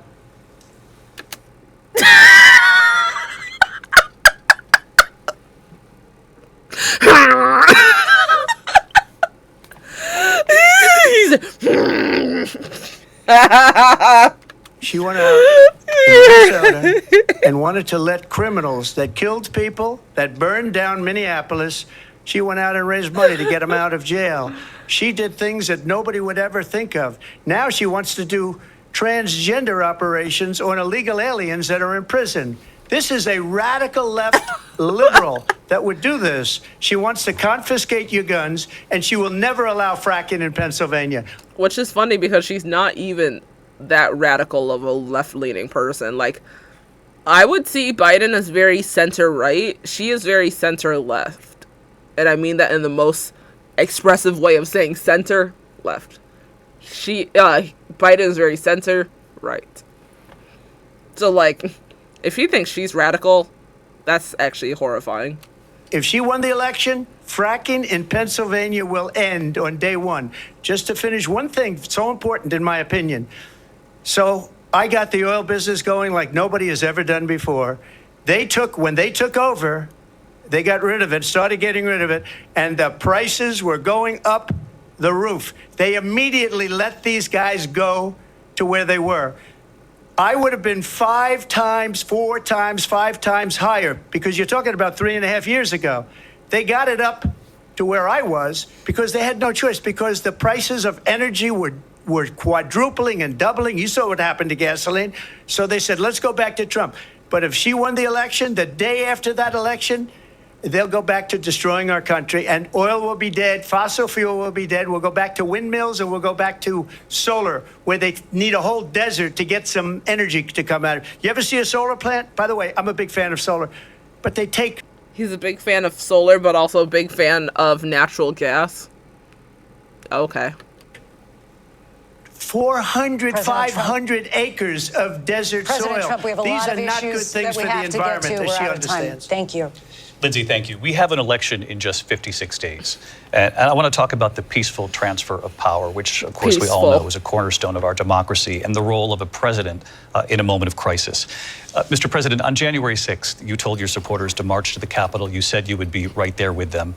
The country and the world saw what played out at the Capitol that day, the officers coming under attack. Aides in the West Wing say you watched it unfold on television off the Oval Office. You did send out tweets, but it was more than 2 hours before you sent out that video message telling your supporters to go home. Is there anything you regret about what you did on that day? You just said a thing that isn't covered. Peacefully and patriotically, I said during my speech, not later on. Peacefully and patriotically. And nobody on the other side was killed. Ashley Babbitt was shot by an out-of-control police officer that should have never, ever shot her. It's a disgrace. But I mean, if you're looking like zombies attacking the Capitol, regardless of your political side, you're probably going to get bang bang down. To nobody's surprise, you will probably be harmed if you present in a threatening way at the Capitol. Oh my gosh, that's so crazy. we didn't do this group of people that have been treated so badly. I ask, what about all the people that are pouring into our country and killing people that she allowed to pour in? She was the border czar. Remember that. She was the border czar. She doesn't want to be called the border czar because she's embarrassed by the border. In fact, she said at the beginning, oh, I'm surprised you're not talking about the border yet. That's because she knows what a bad job they've done. What about those people? When are they going to be prosecuted? When are these people from countries all over the world, not just South America, they're coming in from all over the world, David, all over the world. And crime rates are down all over the world because of it. But let me just when ask are those, David, when are those people going to be prosecuted? When are the people that burned down Minneapolis going to be prosecuted? Or in Seattle? They went into Seattle. They took over a big percentage of the city of Seattle. Speak on when it. are those people going to be prosecuted? But let me just ask You might ask her that question. You were the president. You were watching it unfold on television. It's a very simple question as we move forward toward another election. Is there anything you regret about what you did on that day? Yes or no? I had nothing to do with that other than they asked me to make a speech. I showed up for a speech. I said, I think it's going to be big. I went to Nancy Pelosi and the mayor of Washington, D.C., and the mayor put it back in writing, as you know. I said, this is going to be a very big rally or whatever you want to call it. And again, it wasn't done by me. It was done by others. I said, I'd like to give you 10,000 National Guard or soldiers. They rejected me. Nancy Pelosi rejected me. It was just 2 weeks ago. Her daughter has a tape of her saying she is fully responsible for what happened. They want to get rid of that tape. It would have never happened if Nancy Pelosi and the mayor of Washington did their jobs. I wasn't responsible for security. Nancy Pelosi was responsible. She didn't do her job. The question was about you as president, not about former Speaker Pelosi. But I do want Vice President Harris to respond here. I was at the Capitol on January 6th. I was the vice president-elect. I was also an acting senator. I was there.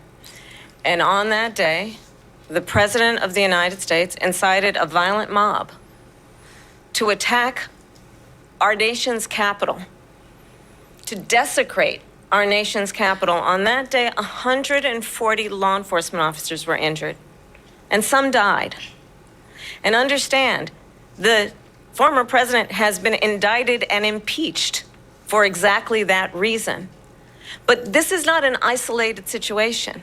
Let's remember Charlottesville, where there was a mob of people carrying tiki torches, spewing anti-Semitic hate. And what did the president then at the time say? There were fine people on each side. True. Let's remember that when it came to the Proud Boys, a militia, the president said, the former president said, stand back and stand by. So for everyone watching who remembers what January 6th was, yeah, that was wild. I say, we don't have to go back. Let's not go back. We're not going back. It's time to turn the page.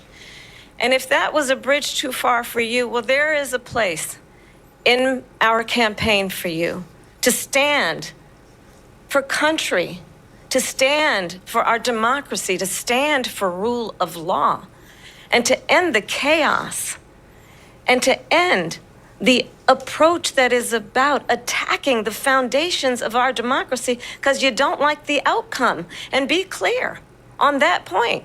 Donald Trump, the candidate, has said in this election there will be a bloodbath if this and the outcome of this election is not to his liking. Let's turn the page on this. Let's not go back. Let's chart a course for the future and not go backwards to the past. Let me just follow up here. It was a different term, and it was a term that related to energy because they have destroyed our energy business. That was where bloodbath was. Also, on Charlottesville, that story has been, as you would say, debunked. Laura Ingraham, Sean Hannity, Jesse, all of these people, they covered it. If they go an extra sentence, they will see it was perfect. It was debunked in almost every newspaper, but they still bring it up, just like they bring 2025 up. They bring all of this stuff up. I ask you this. You talk about the Capitol. Why are we allowing these millions of people to come through on the southern border? How come she's not doing anything? And I'll tell you what I would do. What do immigrants have to do with January 6th? If anything, January 6th were very much so born whatever we'll call what, Americans born here. That was not an act of immigrants. No. I would be very proud to do it. I would say we would both leave this debate right now. I'd like to see her go down to Washington, D.C. during this debate because we're wasting a lot of time. Go down to, because she's been so bad, it's so ridiculous. Go down to Washington, D.C. and let her sign a bill to close up the border because they have the right to do it. They don't need bills. They have the right to do it. The President of the United States, you'll get him out of bed. You'll wake him up at 4 o'clock in the afternoon. Right. You'll say, come on down to the office. Let's sign a bill. If he signs a bill that the border is closed, all he has to do is say it to the Border Patrol, who are phenomenal. If they do that, the border is closed. Mr. Those President, people are killing many people, unlike J6. We talked immigration here tonight. So, I don't know if... I know I'm not the smartest person in the world. I know I'm not even in the top 5% of smartest people in the world. There are so many times, and not just because I don't like the guy, but there are so many times when Trump talks where I'm like, what did bro just say? And I mean, I've felt that way about other people too in life, so it's not just a Trump thing. I'm just saying with him as well. There are so many times where I'm like, what? Like, he said so much and nothing at all. To where I'm like, I'm questioning, I'm like, did he answer the question? What did he actually answer? What is bro saying overall? Huh? I get so confused. And again, I know I'm not the brightest crayon in the box. But when I've watched past presidential debates, not relating to anything Trump, like before Trump became in question, I can at least respect the fact that both sides were able to communicate in a coherent way to where I could actually grasp on what they were saying. Just delusional. Yes. I firmly believe, like, Trump and Biden are too old to be presidents.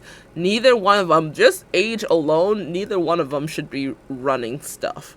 Like, Biden was old when he was vice president. What's my cat doing? Biden was old when he was vice president for Obama, for both terms. He was old then. But bro is, like, gone. Trump is gone. Like, that should actually be concerning, that he says so much and nothing at the same time. It's not even a matter of, I didn't like what he said. No, I don't even know what bro said. And that scares me. At the very least, if we ever have a Republican president, because I'm not going to say the whole, like, every single Democrat is better than Republican, you know, stuff like that type of rhetoric. But if we have a Republican president, the belief that I have with the Democrat one is still the same for the Republican one, in the sense of the American people should know what you're saying, so that way we can actually understand what you're saying, but also fact check you and make sure we can actually digest what you're saying as accurately as possible. If we don't know what's being said, that's a problem, because that's not just a me thing. I know when I'm the only one in the room that doesn't know anything and I'm like, yeah, that's definitely a me thing. This is too many people around the world, not just Americans, too many people around this globe that have no idea what he said. There is a clear reason why a significant amount of Republicans are siding with Kamala.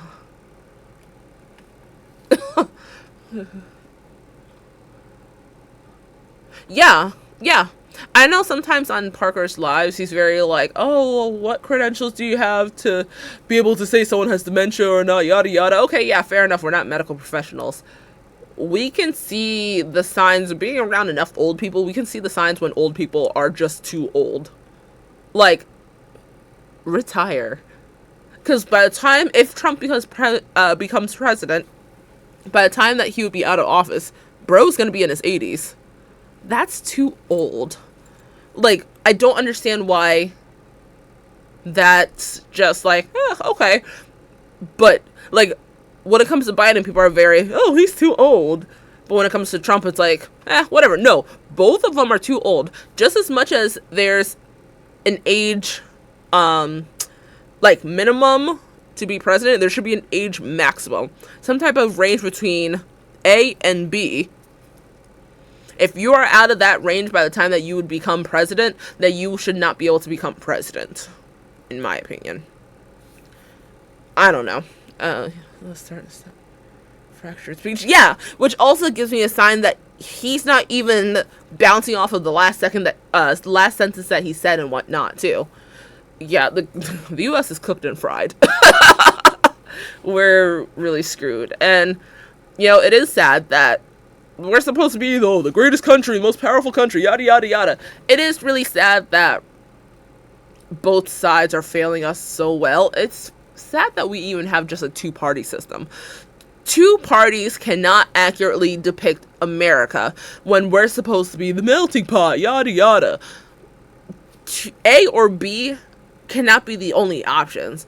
That's like saying, okay, which represents America best? Chocolate ice cream or vanilla ice cream? Me personally, I would rather take strawberry ice cream.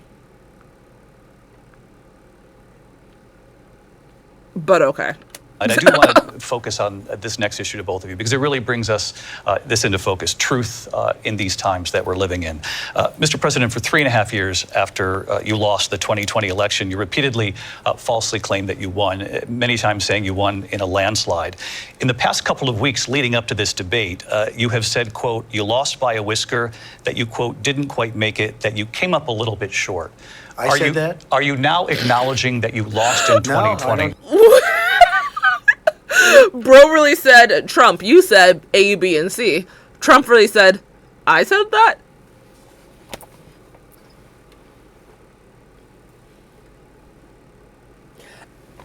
I would find it, regardless of what platform it's going to be on, whether ABC, Fox News, CNN, I don't care what platform it's on, I would find it severely hard to believe if the moderators are presenting information to either candidate that would be inaccurate information. The amount of fact checkers that these people have, this is beyond just like the news station itself, because yes, we know news stations tend to be biased and whatnot.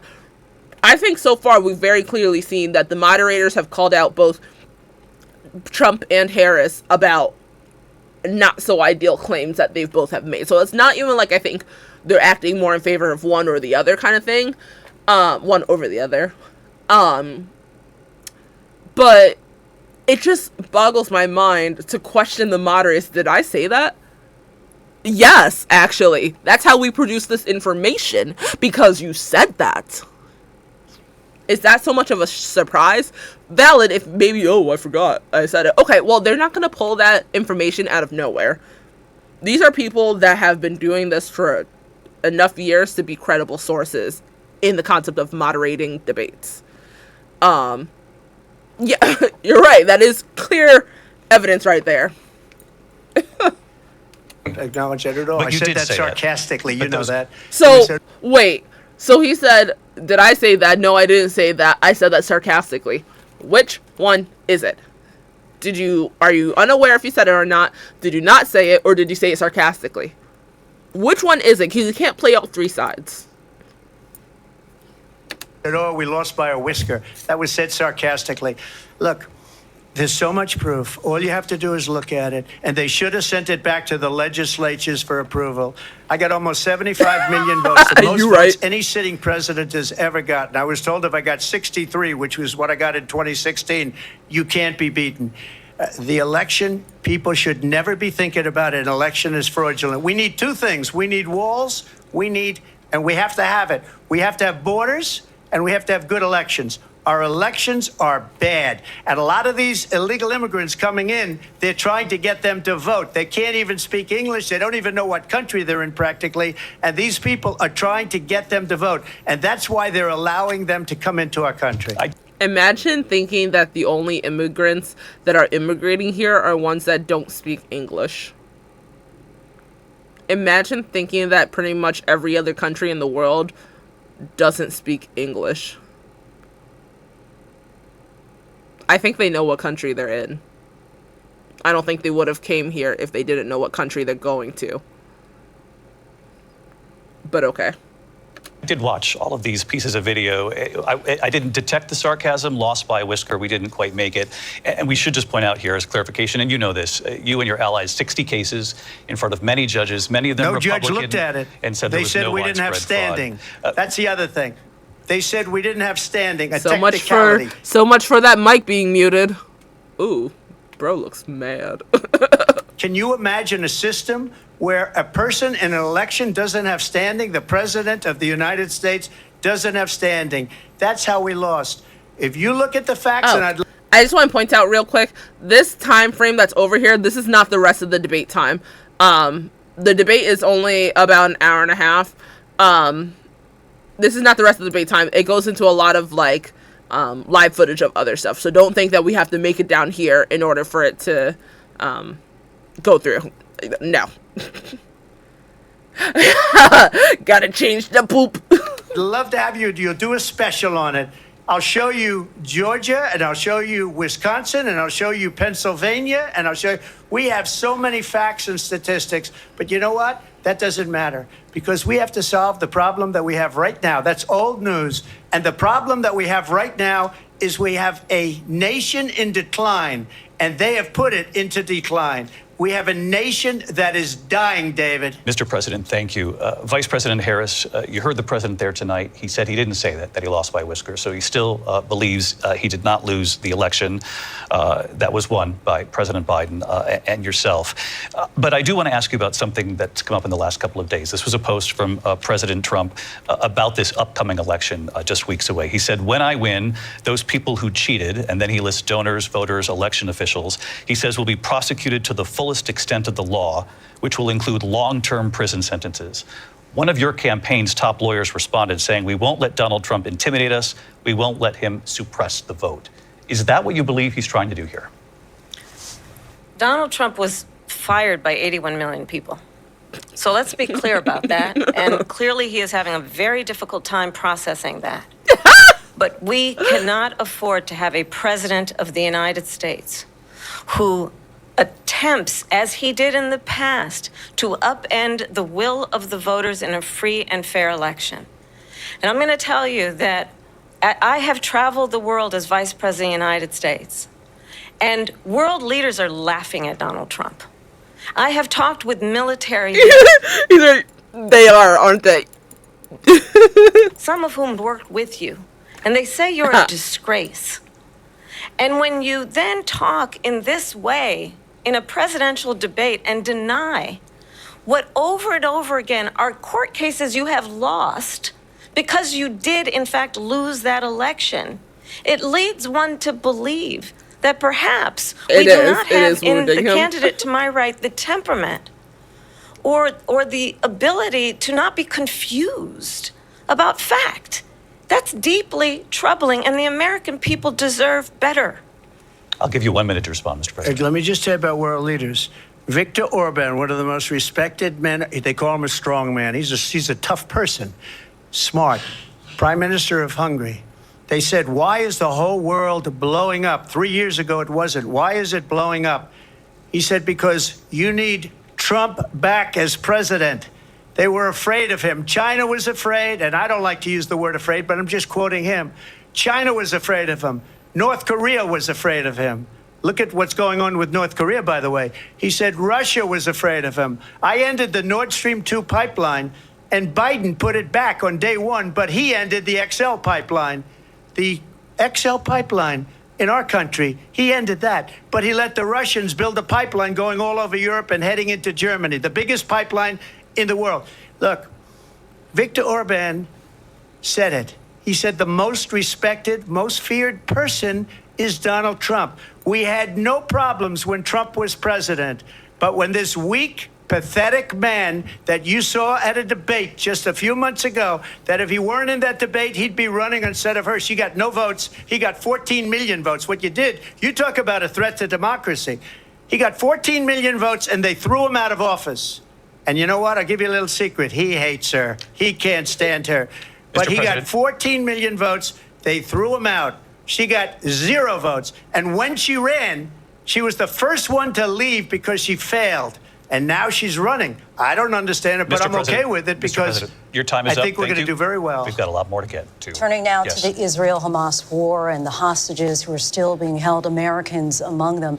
Vice President Harris, in December, you said, quote, Israel has a right to defend itself, but you added, quote, it matters how, saying international humanitarian law must be respected. Israel must do more to protect innocent civilians.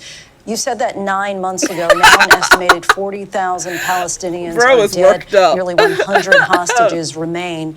Just last week, Prime Minister Benjamin Netanyahu said there's not a deal in the making. President Biden has not been able to break through the stalemate. How would you do it? What's the difference between a service animal and an emotional support pet? Well, a service animal has to go through long and expensive training so it can work and... Well, Okay. let's understand how we got here. On October 7, Hamas, a terrorist organization, slaughtered 1,200 Israelis, many of them young people who were simply attending a concert. Women were horribly raped. And so, absolutely, I said then, I say now, Israel has a right to defend itself. We would. And how it does so matters. Because it is also true, far too many innocent Palestinians have been killed. Children, mothers. What we know is that this war must end. It must end immediately, and the way it will end is we need a ceasefire deal and we need the hostages out. And so we will continue to work around the clock on that. Work around the clock, also understanding that we must chart a course for a two-state solution. And in that solution, there must be security for the Israeli people and Israel, and in equal measure for the Palestinians. But the one thing I will assure you always, I will always give Israel the ability to defend itself, in particular as it relates to Iran and any threat that Iran and its proxies pose to Israel. But we must have a two-state solution where we can rebuild Gaza, where the Palestinians have security, self-determination, and the dignity they so rightly deserve. President Trump, how would you negotiate with Netanyahu and also Hamas in order to get the hostages out and prevent the killing of more innocent civilians in Gaza? If I were president, it would have never started. If I were president, Russia would have never, ever, I know Putin very well, he would have never, and there was no threat of it either, by the way, for 4 years, have gone into Ukraine and killed millions of people when you add it up, far worse than people understand what's going on over there. But when she mentions about Israel, all of a sudden, she hates Israel. She wouldn't even meet with Netanyahu when he went to Congress to make a very important speech. She refused to be there because she was at a sorority party of hers. She wanted to go to the sorority party. She hates Israel. If she's president, I believe that Israel will not exist within 2 years from now. And I've been pretty good at prediction. When did she ever say she hates Israel? When did she ever say that? Okay. And I hope I'm wrong about that one. She hates Israel. At the same time, in her own way, she hates the Arab population because the whole place is going to get blown up. Arabs, Jewish people, Israel will be gone. It would have never happened. Iran was broke under Donald Trump. Now Iran has $300 billion because they took off all the sanctions that I had. Iran had no money for Hamas or Hezbollah or any of the 28 different spheres of terror. And they are spheres of terror, horrible terror. They had no money. It was a big story, and you know it. You covered it very well, actually. They had no money for terror. They were broke. Now they're a rich nation. And now what they're doing is they're spreading that money around. Look at what's happening with the Houthis and Yemen. Look at what's going on in the Middle East. This would have never happened. I will get that settled and fast, and I'll get the war with Ukraine and Russia ended. If I'm president-elect, I'll get it done before even becoming president. I just know bro is spitting on that mic. You see how glossed up his lips are? I just know that mic has so much spit on it. Vice President Harris, he says you hate Israel. That's absolutely not true. Secret. I have my entire career and life supported Israel and the Israeli people. He knows that. He's trying to, again, divide and distract from the reality, which is it is very well known that Donald Trump is weak and wrong on national security and foreign policy. It is well known that he admires dictators, wants to be a dictator on day one, according to himself. It is well known that he said of Putin that he can do whatever the hell he wants and go into Ukraine. It is well known that he said when Russia went into Ukraine, it was brilliant. It is well known he exchanged love letters with Kim Jong-un. And it is absolutely well known that these dictators and autocrats are rooting for you to be president again because they're so clear. They can manipulate you with flattery and favors. And that is why you're right. so many military leaders who you have worked with have told me you are a disgrace. That is why we understand that we have to have a president who is not consistently weak and wrong on Vice national President security, Harris. including the importance of upholding and respecting in highest regard our military. Vice President Harris, Right. thank you. They're the ones, and she's the one that caused it, that's weak on national security by allowing every nation last month for the year, 168 different countries sending people into our country. Their crime rates are way down. Putin endorsed her last week, said, I hope she wins. And I think he meant it because what he's gotten away with is absolutely I'm looking that up real quick. incredible. It wouldn't have happened with me. The leaders of other countries think that they're weak and incompetent, and they are. They're grossly incompetent. And I just ask one question.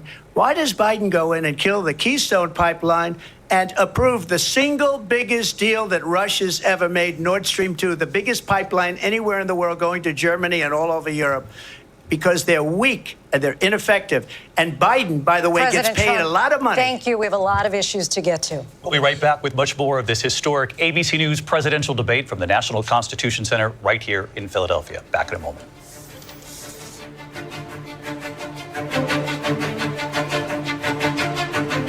The ABC News presidential debate will continue after this.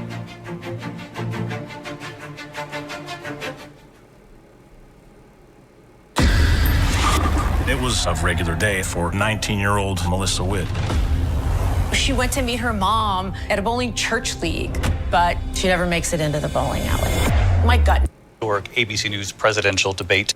Okay, so apparently Putin claimed that he endorsed her. I'm not seeing anything that shows documentation of that endorsement.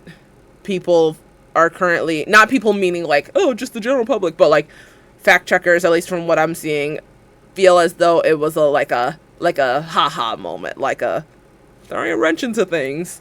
So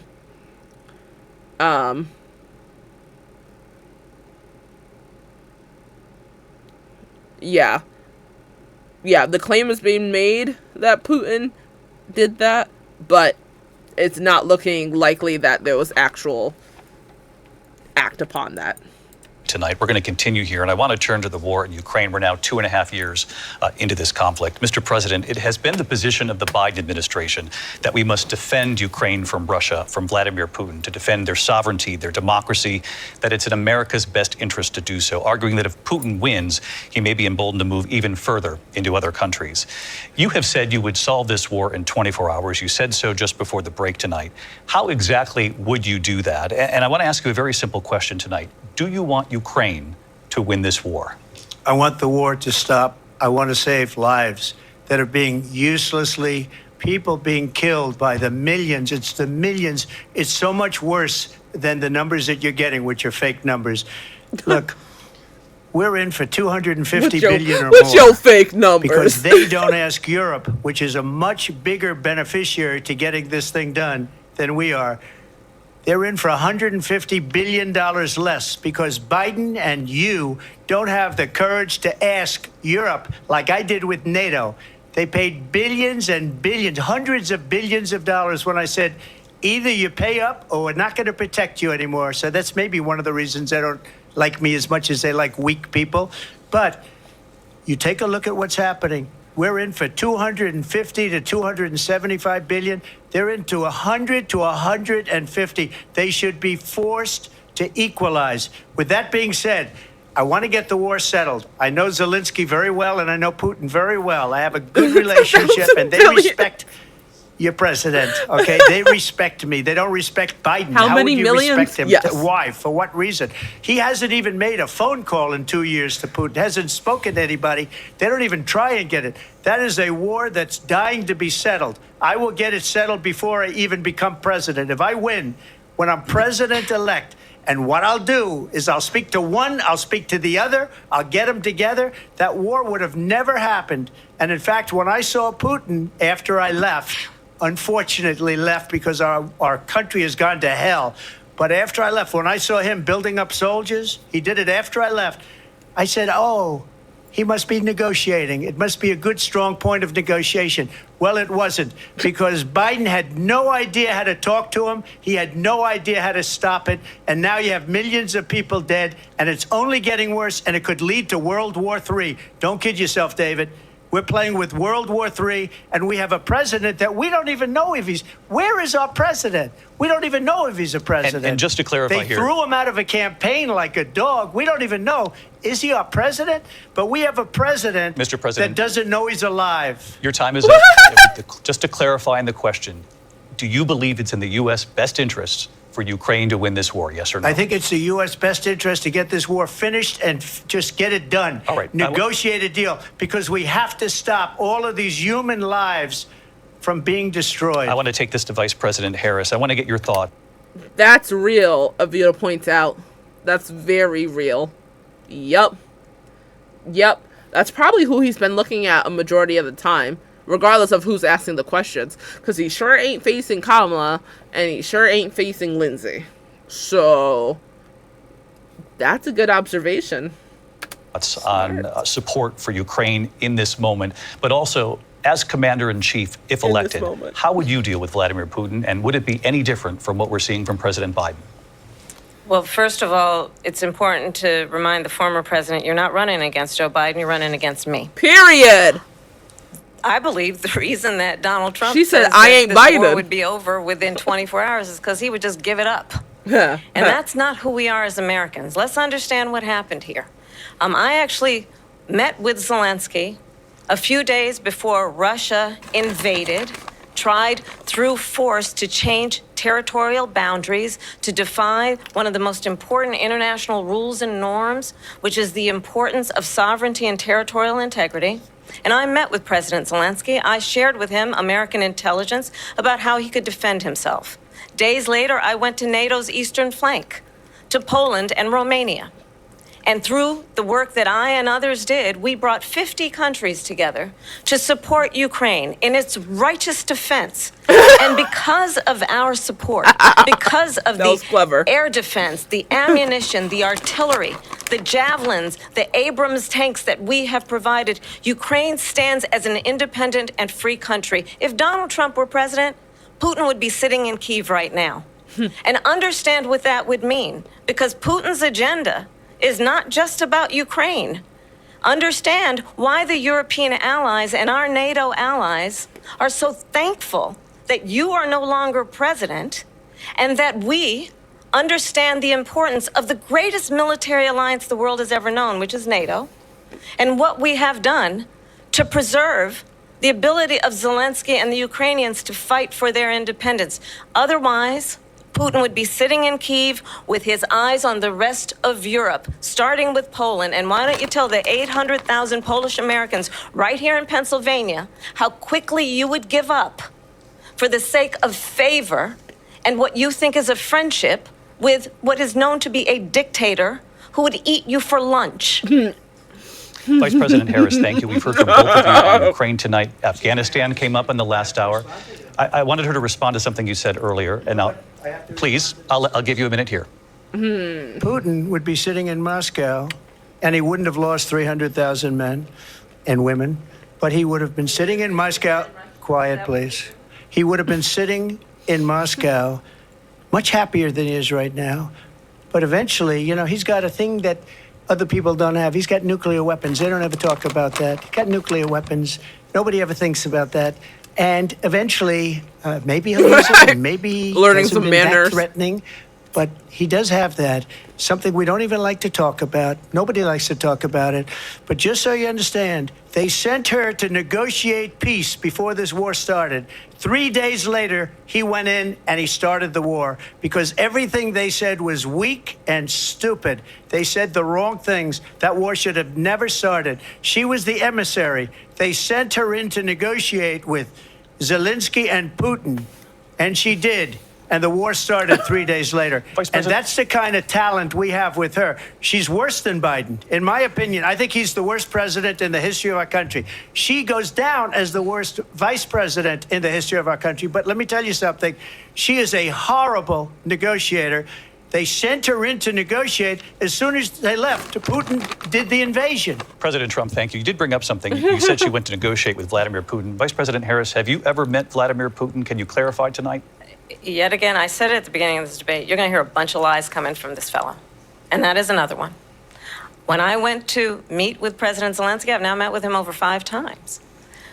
The reality is it has been about standing as America always should, as a leader upholding international rules and norms, as a leader who shows strength, understanding that the alliances we have around the world are dependent on our ability to look out for our friends and not favor our enemies because you adore strongmen instead of caring about democracy. And that is very much what is at stake here. The President of the United States is commander-in-chief. And the American people have a right to rely on a president who understands the significance of America's role and responsibility in terms of ensuring that there is stability and ensuring we stand up for our principles and not sell them for the benefit of personal flattery. We've talked about Ukraine and Vladimir Putin. I do want to talk about Afghanistan. It came up in the first hour of this debate. I want to move on to Afghanistan. Oh my gosh. Trump did the most amazing thing. You can hear that his mic was muted, and then they turned it on. They don't care about muting mics. They care about what's going to get them more viewers, which, you know what? I wish they would just come out and just say that. Don't give us this false hope of mics actually being muted when it's not your turn. Just to literally hear it, y'all heard it turn on. I just think that's disrespectful of the debate as a whole. I've ever seen. He got these countries, the 28 countries at the time, to pay up. He said, I've never seen. He's the head of NATO. He said, I've never seen. For years, we were paying almost all of NATO. We were being ripped off by European nations, both on trade and on NATO. I got them to pay up. OJ, stop ripping the U.S. off.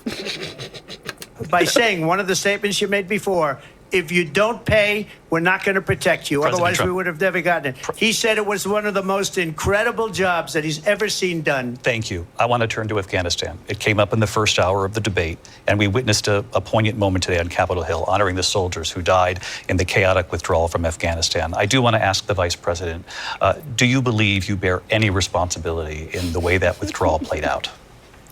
Well, I will tell you, I agreed with President Biden's decision to pull out of Afghanistan. 4 presidents said they would, and Joe Biden did. And as a result, America's taxpayers are not paying the $300 million a day we were paying for that endless war. And as of today, there is not one member of the United States military who is in active duty in a combat zone in any war zone around the world, the first time this century. But let's understand how we got to where we are. Donald Trump, when he was president, negotiated one of the weakest deals you can imagine. He calls himself a deal maker. Even his national security advisor said it was a weak, terrible deal. And here's how it went down. He bypassed the Afghan government.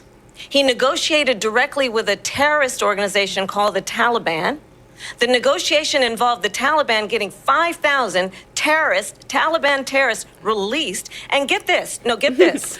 Sis was looking him up and down. Sis really was like, it was subtle, but she was looking him up and down and be like,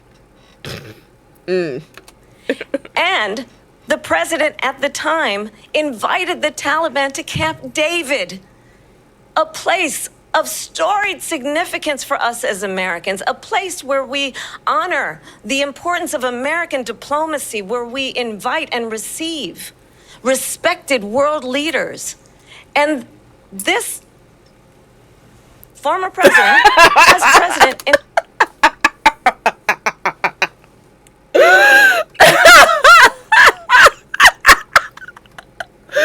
Samuel L. Jackson enters the chat. And this former president. She really said, let me not lose my job over this guy. Oh my god.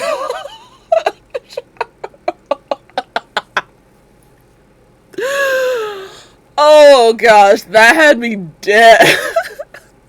Isn't it sad that there's so many laughable moments in American debates? This is so sad. Right. She's like, whether I become president or not, this goes down in history in for being the most self-restraining person to ever run for president. Because imagine if she did drop an insult. Imagine if she did. invited them to Camp David because he does not again appreciate the role and responsibility of the President of the United States to be commander-in-chief with a level of respect. And this gets back to the point of how he has consistently disparaged and demeaned members of our military, fallen soldiers, and the work that we must do to uphold the strength and the respect of the United States of America around the world. Vice President Harris, thank you. President Trump, your response to her saying that you began the negotiations with the Taliban. So, if you take a look at that period of time, the Taliban was killing our soldiers, a lot of them, with snipers. And I got involved with the Taliban because the Taliban was doing the killing. That's the fighting force within Afghanistan. They don't bother doing that because, you know, they deal with the wrong people all the time. But I got involved. And Abdul is the head. Turn that into one word. Still the head. Yeah, thanks. So anyways. And I told Abdul, don't do it anymore. You do it anymore, you're going to have problems. And he said, why do you send me a picture of my house? I said, you're going to have to figure that out, Abdul. And for 18 months, we had nobody killed. We did have an agreement negotiated by Mike Pompeo. It was a very good agreement.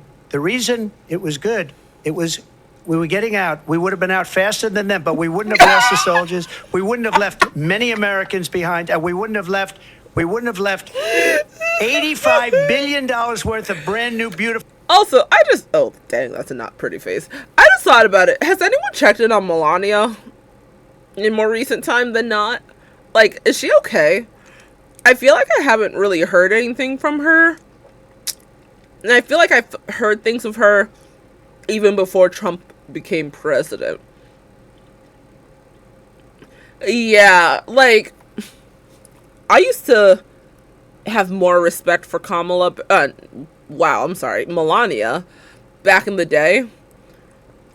Because I was like, sis just wanted to marry a rich guy. I don't see that as an issue. I don't think she ever tried to hide that. I support that message.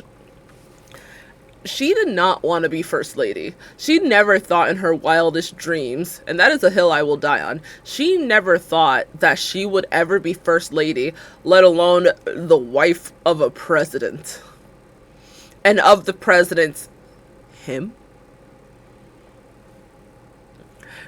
For a moment in my life, I felt bad for her because I'm like, dang, let sis not be first lady. Just let her live her luxurious life. But then she said things along the way though where I was like, yeah, no. But I'm like, where is she? Beautiful military equipment behind. And just to finish, they blew it. The agreement said you have to do this, and they didn't do it. They didn't do it. The agreement was terminated by us because they didn't do what they were supposed to do. I want to move on. And these people did the worst withdrawal, and in my opinion, the most embarrassing moment in the history of our country. She's like And by slapped the his way, hand away that's when too. Russia attacked Ukraine because they saw how incompetent she and her boss are. President Trump, thank you. I want to move on now to race and politics in this country. Bruh. Mr. President, you recently said of Vice President Harris, quote, "I didn't know she was black until a number of years ago when she happened to turn black, and now she wants to be known as black." I want to ask a bigger picture question here tonight. Why do you believe OJ the it's Viking appropriate played to bruh for weigh in 0 on the bits. racial identity of Literally. your opponent? I don't. And I don't care. I don't care what she is. I don't care. Don't act like you don't care now when you are running your fingers on the keyboard expressing how much she's not black. Now she wants to act black, blah, blah, blah. You're being confronted now. Don't hold back. This is your time to double down and be like, yep, I don't know what she is. Don't do the whole, I don't care what she is now. No. You're mad that you're being confronted? You're mad. You're mad. You make a big deal out of something. I couldn't care less. Whatever she wants to be is okay with me. But those were your words, so I'm I asking. don't know. I mean, all I can say is I read where she was. But those are your words. I don't know. The moderators are literally saying, no, bro, like, this is actually what you said. I don't know. Okay, you might not know, but they know. Not black, that she put out. And something about the way he says black just makes it sound like a slur. Something about the way he says black feels so just like, I'm not comfortable with that. Look into that. Whatever. Right. Isn't it funny how now that he's being presented by a black woman, that's the time where he doesn't want to say what he said during his debate against Biden? Okay. I'll say that. And then I read that she was black, and that's okay. Either one was okay with me. That's up to her. That's up to her. Vice President Harris, your thoughts on this? That's up to her. We don't decide our race. We don't decide our race. Black. He says it in a way that a certain mustache man would say it. Like, imagine in 2024, the concept of one's race has to be part of a debate for who becomes president. That alone is so unfortunate. Because regardless if one likes Obama or not, regardless if one likes Harris or not, they have both been the most people of color that have hit VP and presidential status. And both of them, their race and ethnicity, whatnot, has been in question. We've seen with Harris, her being black was in question when literally her dad is Jamaican. And Obama, they're all, oh, he's born in Kenya. Is that what his birth certificate says? No? Oh, okay. It's really actually infuriating how much so many black people have to prove to people that genuinely don't care about their existence that we are black. How do we prove that we are black? How do we prove that? Because if nothing I'm listing off is ways of, indicating someone's black first. But if we talk a certain way, that's in question. If our hair looks a certain way, that's in question. If we eat a certain way, that's in question. If we walk a certain way, that's in question. Our ethnicity is always in question. And it's so infuriating having to be in these positions where you almost have to like scream to the high heavens, I'm black guys out black. Like, in 2024, we still have to do that? And what's worse that, okay, we still have to do that, and people still say, yeah, no. Who is Trump to decide if Kamala is black or not? Who is he to decide that? Regardless of what political side he's on. He could be Biden, he could be any of the other former presidents except for Obama. The fact that one's race is part of a debate question is really absolutely sad. It's unfortunate. I personally think it's very unfortunate. Presidential candidates. Exactly. Yep.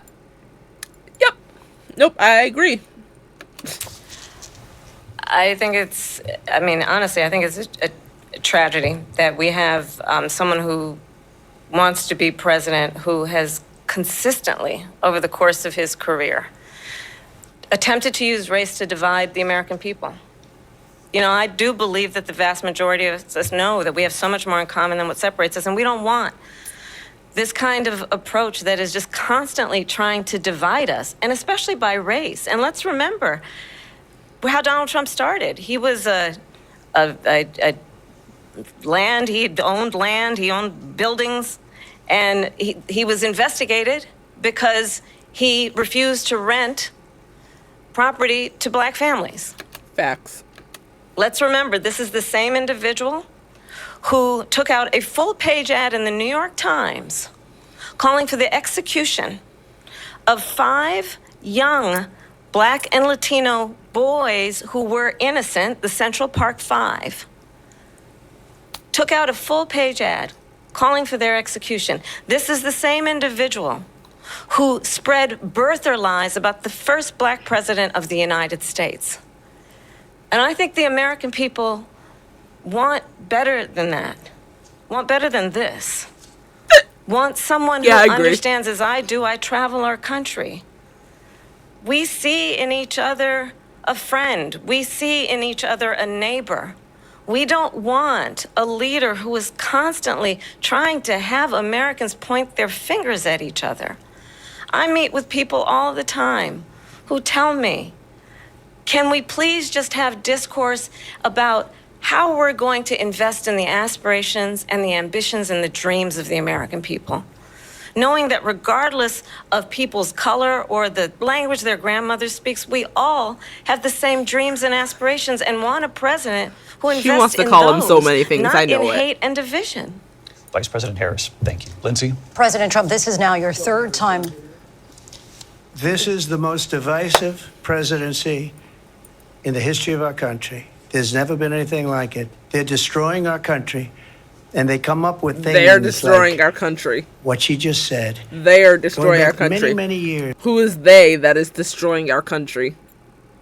Because the topic was about black people and her being black. And he says they're destroying our country.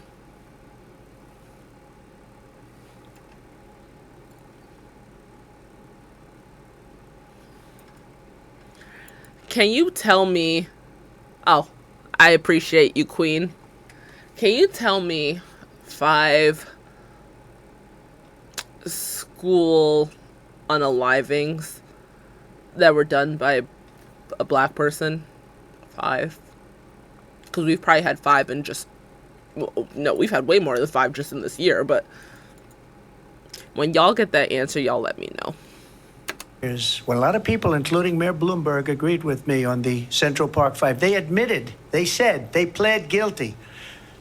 And I said, well, if they pled guilty, they badly hurt a person, killed a person ultimately. And if they pled guilty, then they pled, we're not guilty. But this is a person that has to stretch back years, 40, 50 years ago, because there's nothing now. I built one of the greatest economies in the history of the world, and I'm going to build it again. He has all opportunity to acknowledge that he wrote that article.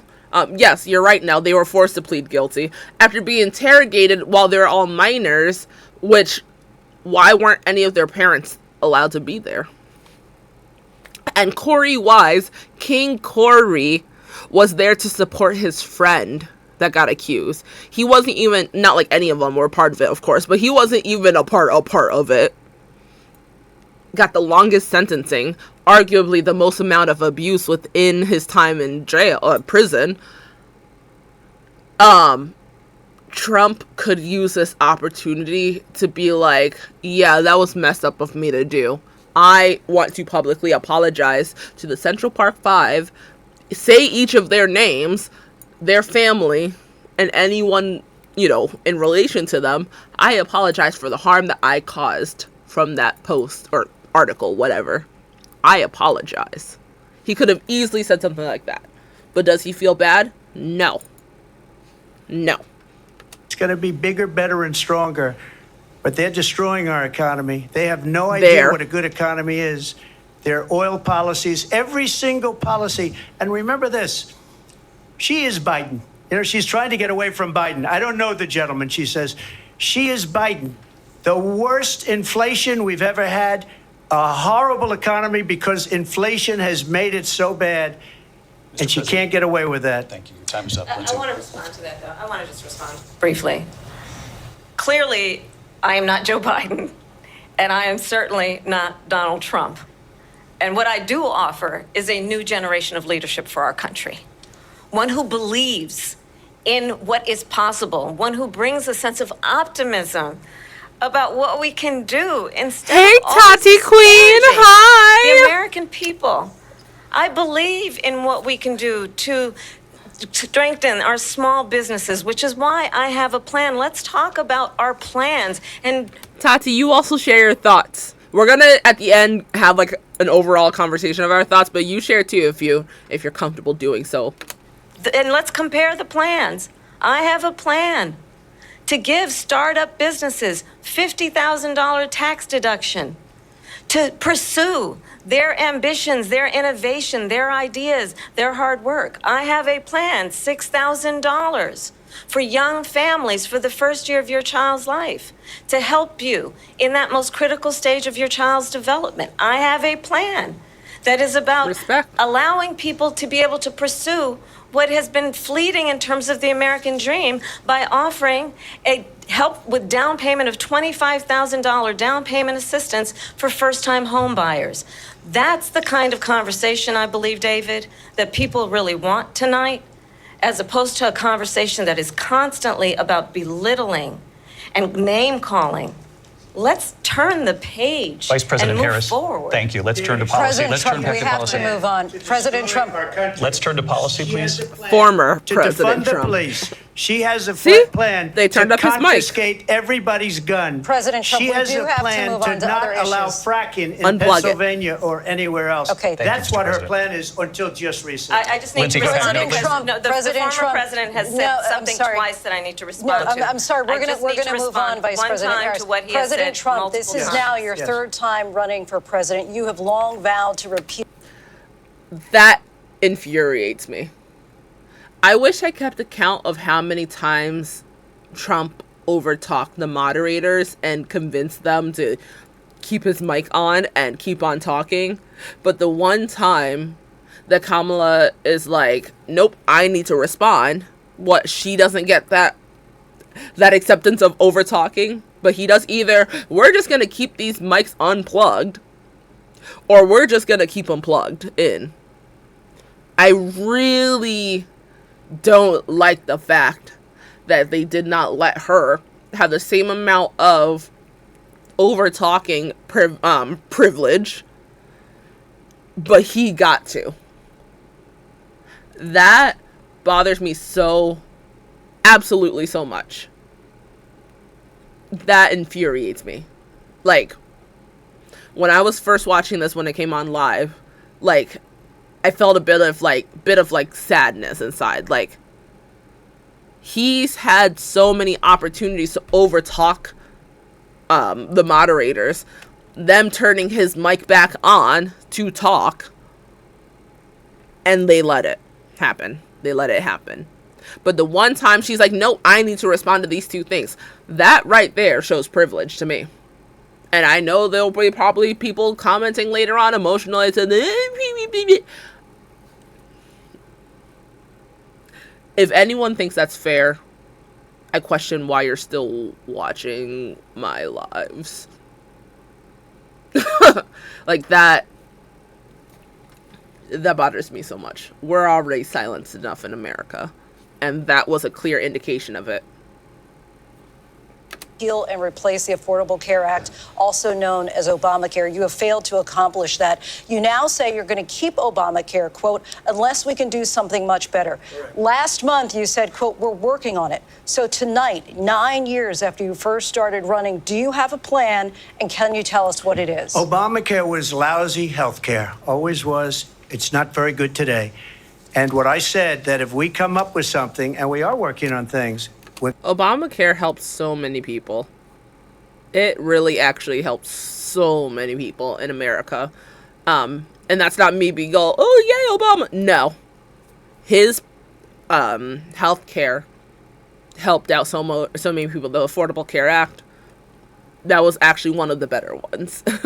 Actually. We're going to do it, and we're going to replace it. But remember this. I inherited Obamacare because Democrats wouldn't change it. They wouldn't vote for it. They were unanimous. They wouldn't vote to change it. If they would have done that, we would have had a much better plan than Obamacare. But the Democrats came up. They wouldn't vote for it. I had a choice to make when I was president. Do I save it and make it as good as it can be, never going to be great, or do I let it rot? And I felt I had an obligation, even though politically it would have been good to just let it rot and let it go away. I decided, and I told my people, the top people, and they're very good people. I have a lot of good people in this administration. We read about the bad ones. I told the top people, and many people, the very good people. Like, if that's not iconic Trump terminology, I don't know what is. The greatest people ever. Some real bad ones, too, and so do they. They have really bad ones. The difference is they don't get rid of them. But let me just explain. I had a choice to make. Like, do I do you want a save cookie? it and make it as good as it can be, or do I let it rot? And I saved it. I did the right thing. No, But he's never it's specific. still never Never. going to be great, and it's too expensive for people. And what we will do is we're looking at different plans. If we can come up with a plan that's going to cost our people, our population, less money and be better health care than Obamacare, then I would absolutely do it. But until then, I'd run it as good as it can be run. So just a yes or no, you still do not have a plan? I have concepts of a plan. I'm not president right now, but...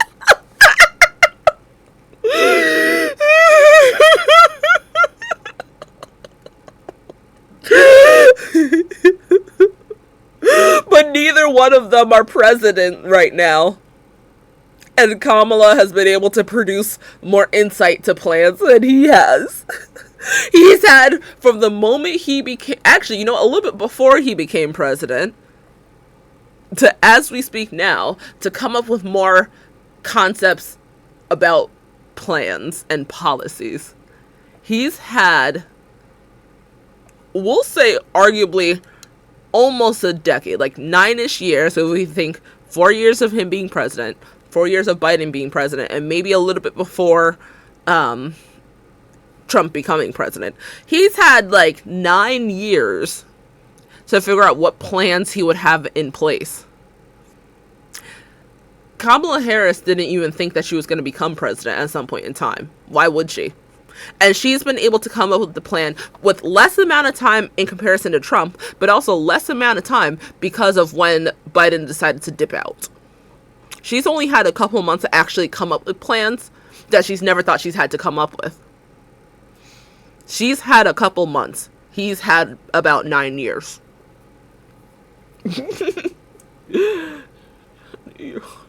That's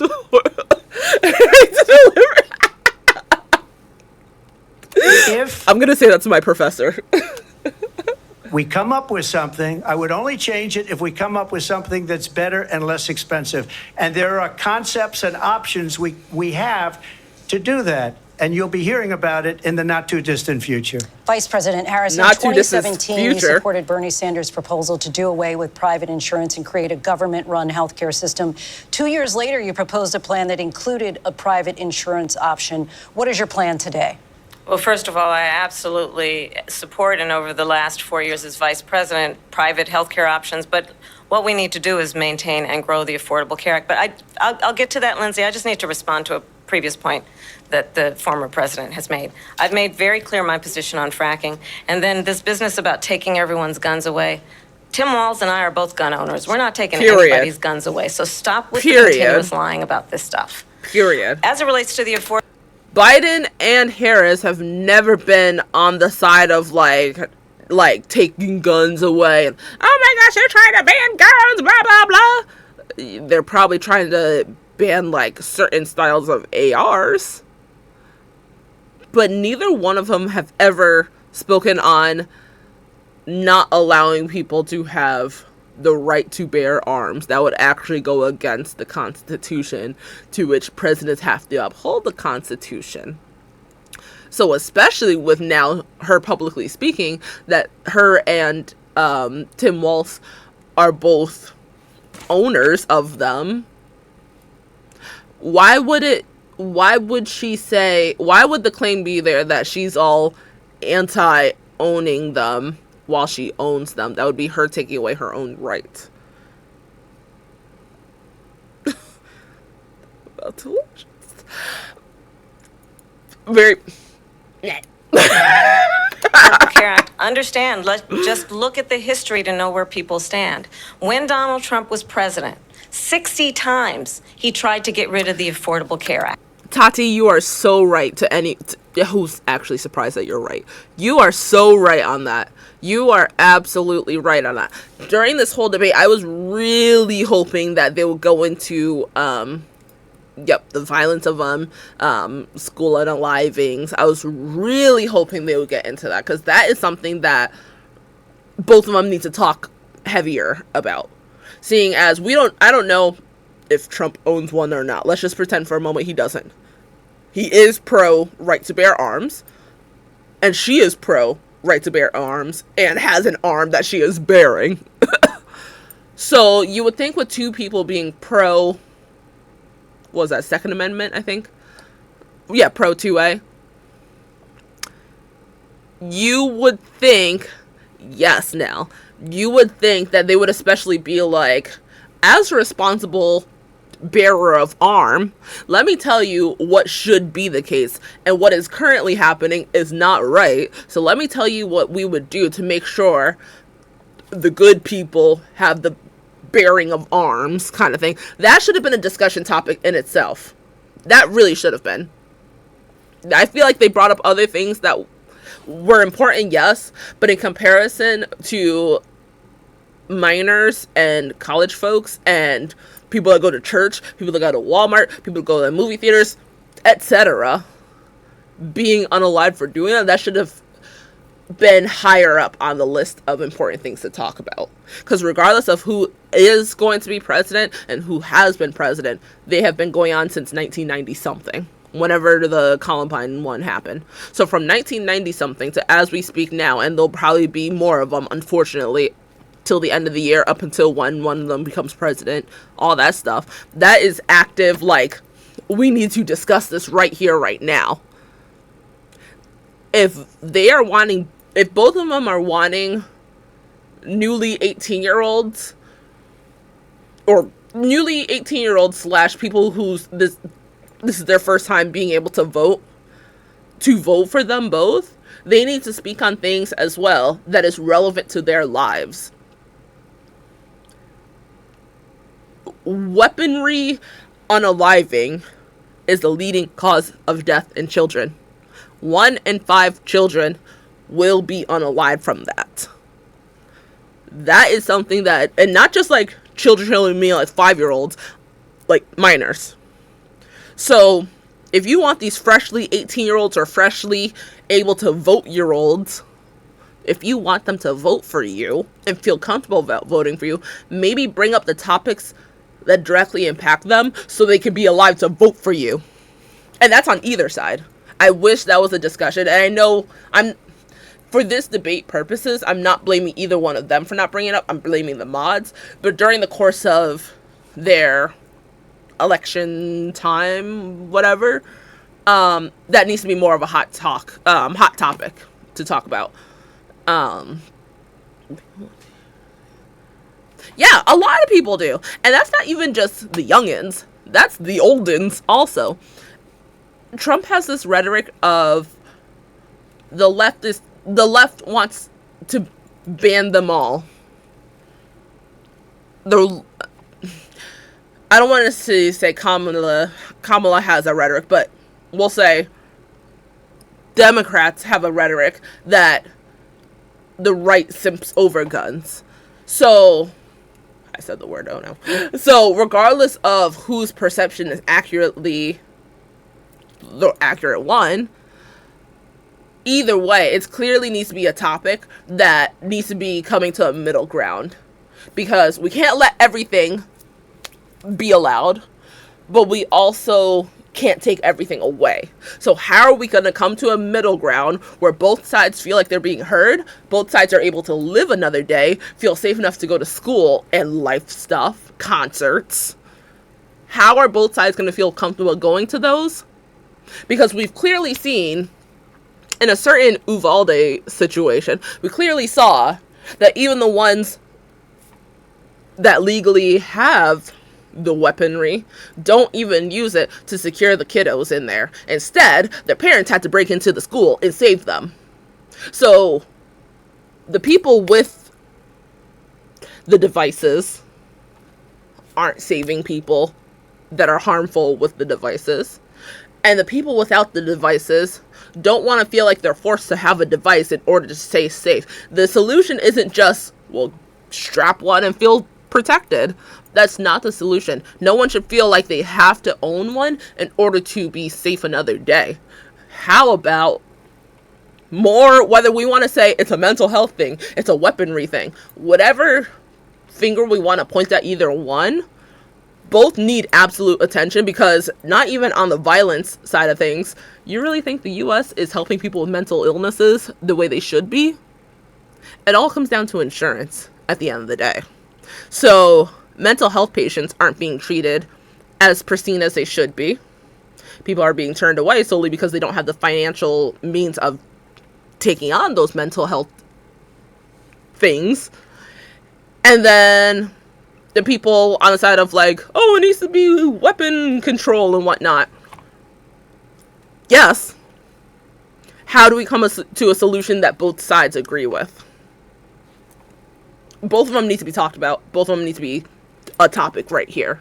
Because clearly it's not happening. And I know I went on a total tangent, but that topic specifically, like, it's so annoying. And these kids and young adults are expected to just go back into school the next day.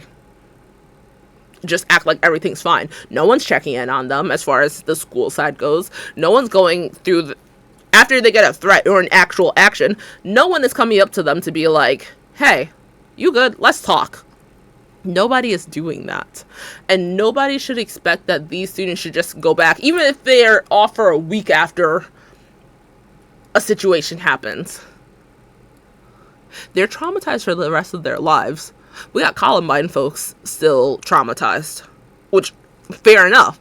Do you think they were able to get the most elaborate access to mental health care because they went through that? No.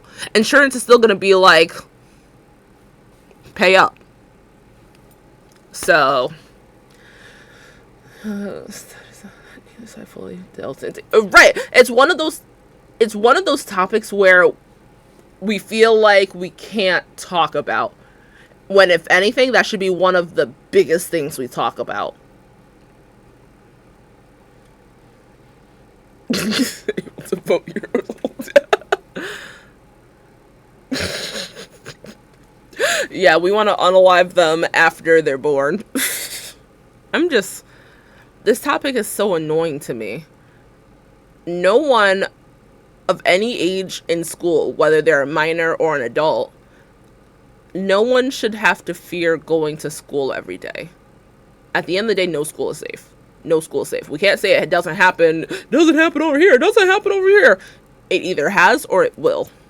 So it's almost like we have to prepare for it to happen versus just being able to comfortably go to school. Tell me how that makes sense. 60 times. I was a senator at the time when I will never forget the early morning hours when it was up for a vote in the United States Senate. And the late, great John McCain, who you have disparaged as being He's you don't laughing like about him, that. you said at the time, because he got caught. He was an American hero. The late, great John McCain, I will never forget that night, walked onto the Senate floor and said, "No, you don't. No, you don't." See, it's really sad when, again, I'm not a simp over John McCain. There are many beliefs that he has that I'm not in favor of. But it's really sad when so many people, especially on the left side, defend and protect John McCain so much because of how much of a difference of a Republican he is in comparison to Trump. We saw, while John McCain was still alive, we saw how active he was while he did his own rallies, when he would bring up a topic regarding Obama and people would start making noises, boo, no. He said, we don't do that here.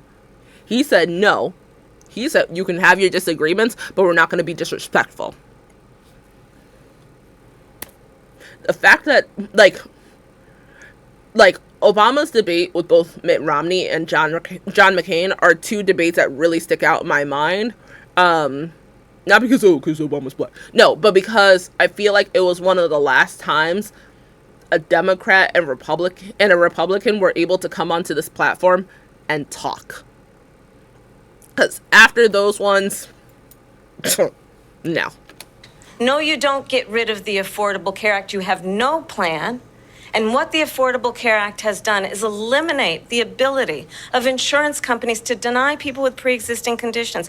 I don't have to tell the people watching tonight, you remember what that was like? Remember when an insurance company could deny if a child had asthma, if someone was a breast cancer survivor, if a grandparent had diabetes? And thankfully, as I've been vice president, and we over the last 4 years have strengthened the Affordable Care Act, we have allowed for the first time Medicare to negotiate drug prices on behalf of you, the American people. Donald Trump said he was going to allow Medicare to negotiate drug prices. He never did. We did. And now we have capped the cost of insulin at $35 a month. Since I've been vice president, we have capped the cost of prescription medication for seniors at $2,000 a year. And when I am president, we will do that for all people, understanding that the value I bring to this is that access to health care should be a right and not just a privilege of those who can afford it. And the plan has to be to strengthen the Affordable Care Act, not get rid of it. Vice Fastest President prologue Harris, thank in terms you. of where Donald Trump stands on that. I want to move to an issue that's important for a lot She made a mistake.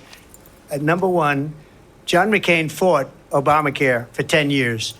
But it wasn't only him. It was all of the Democrats that kept it going. And you know what? We can do much better than Obamacare, much less money. But she won't improve private insurance for people, private medical insurance. That's another thing she doesn't want to get. People are paying privately for insurance that have worked hard and made money, and they want to have private. She wants everybody to be on government insurance where you wait 6 months for an operation that you need immediately. President Trump, thank you. We have another issue that we'd like to get to that's important for a number of That was Americans, too much time in particular given. younger voters, and that's climate change. President Trump, with regard to the environment, you say that we have to have clean air and clean water. Vice President Harris, you call climate change an existential threat.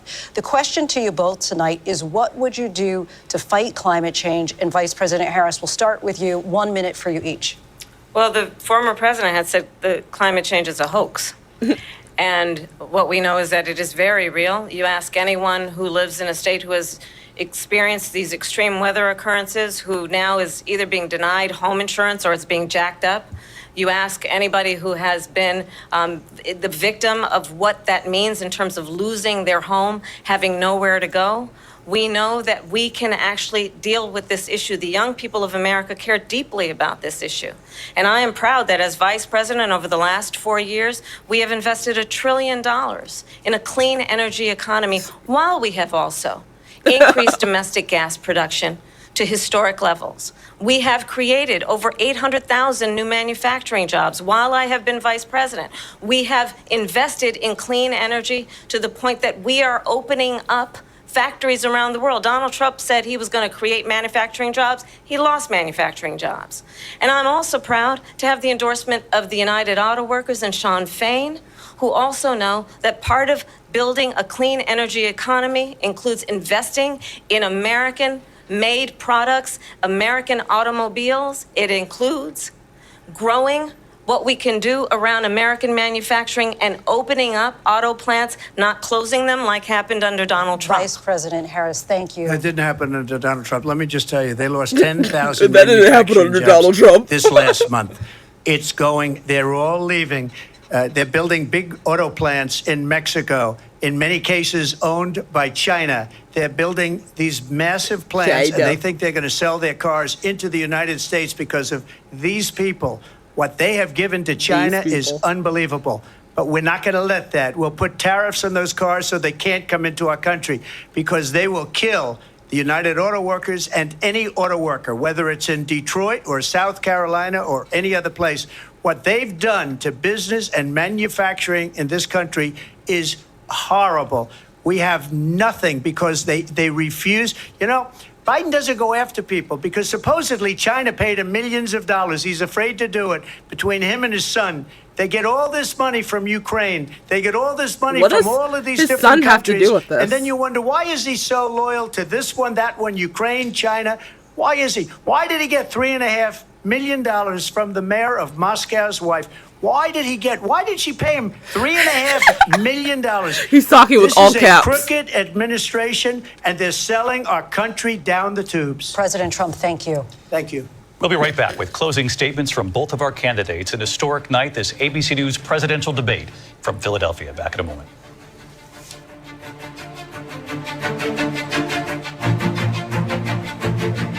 The ABC News president. The cheeks are cheeking all of the time. Add volume to the cheeks for an instant, natural-looking custom contour. Shadow. So I think you've heard tonight two very different visions for our country.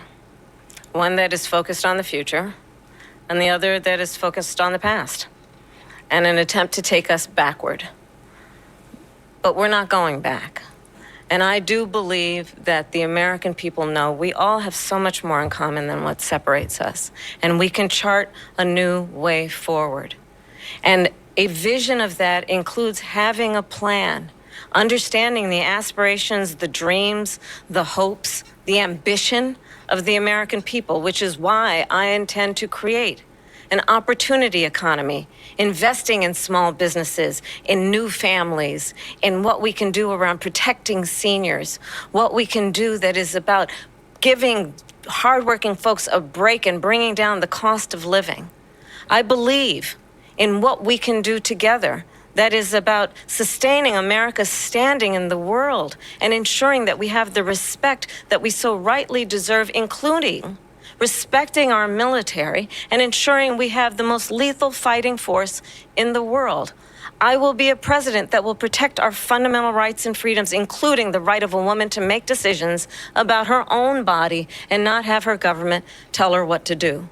I'll tell you, I started my career as a prosecutor. I was a DA, I was an attorney general, a United States senator, and now vice president. I've only had one client, the people. And I'll tell you, as a prosecutor, I never asked a victim or a witness, are you a Republican or a Democrat? The only thing I ever asked them, are you okay? And that's the kind of president we need right now. Someone who cares about you and is not putting themselves first. I intend to be a president for all Americans and focus on what we can do over the next 10 and 20 years to build back up our country by investing right now in you, the American people. Vice President Harris, thank you. President Trump? So she just started by saying she's going to do this, she's going to do that, she's going to do all these wonderful things. Why hasn't she done it? Because she's been there for 3.5 years. They've had 3.5 years to fix the border. They've had 3.5 years to create jobs, and all the things we talked about. Why hasn't she done it?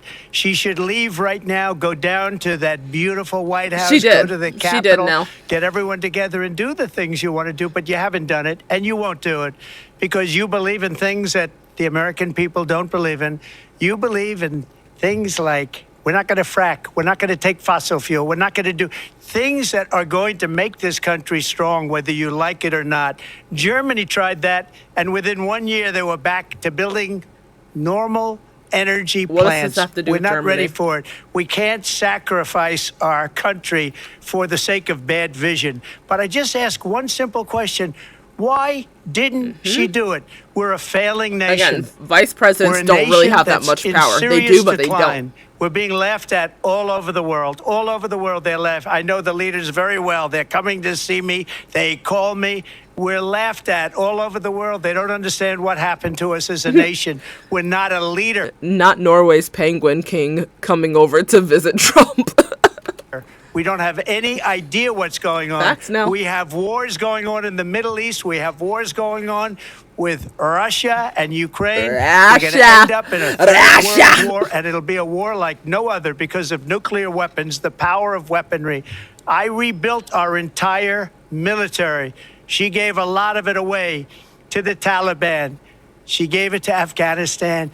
What these people have done to our country, and maybe toughest of all, is allowing millions of people to come into our country. Many of them are criminals, and they're destroying our country. The worst president, the worst vice president in the history of our country. President Trump, thank you. And that is our ABC News presidential debate from here in Philadelphia at the National Constitution Center.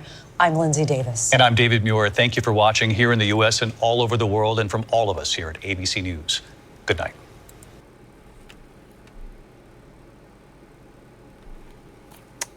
All right.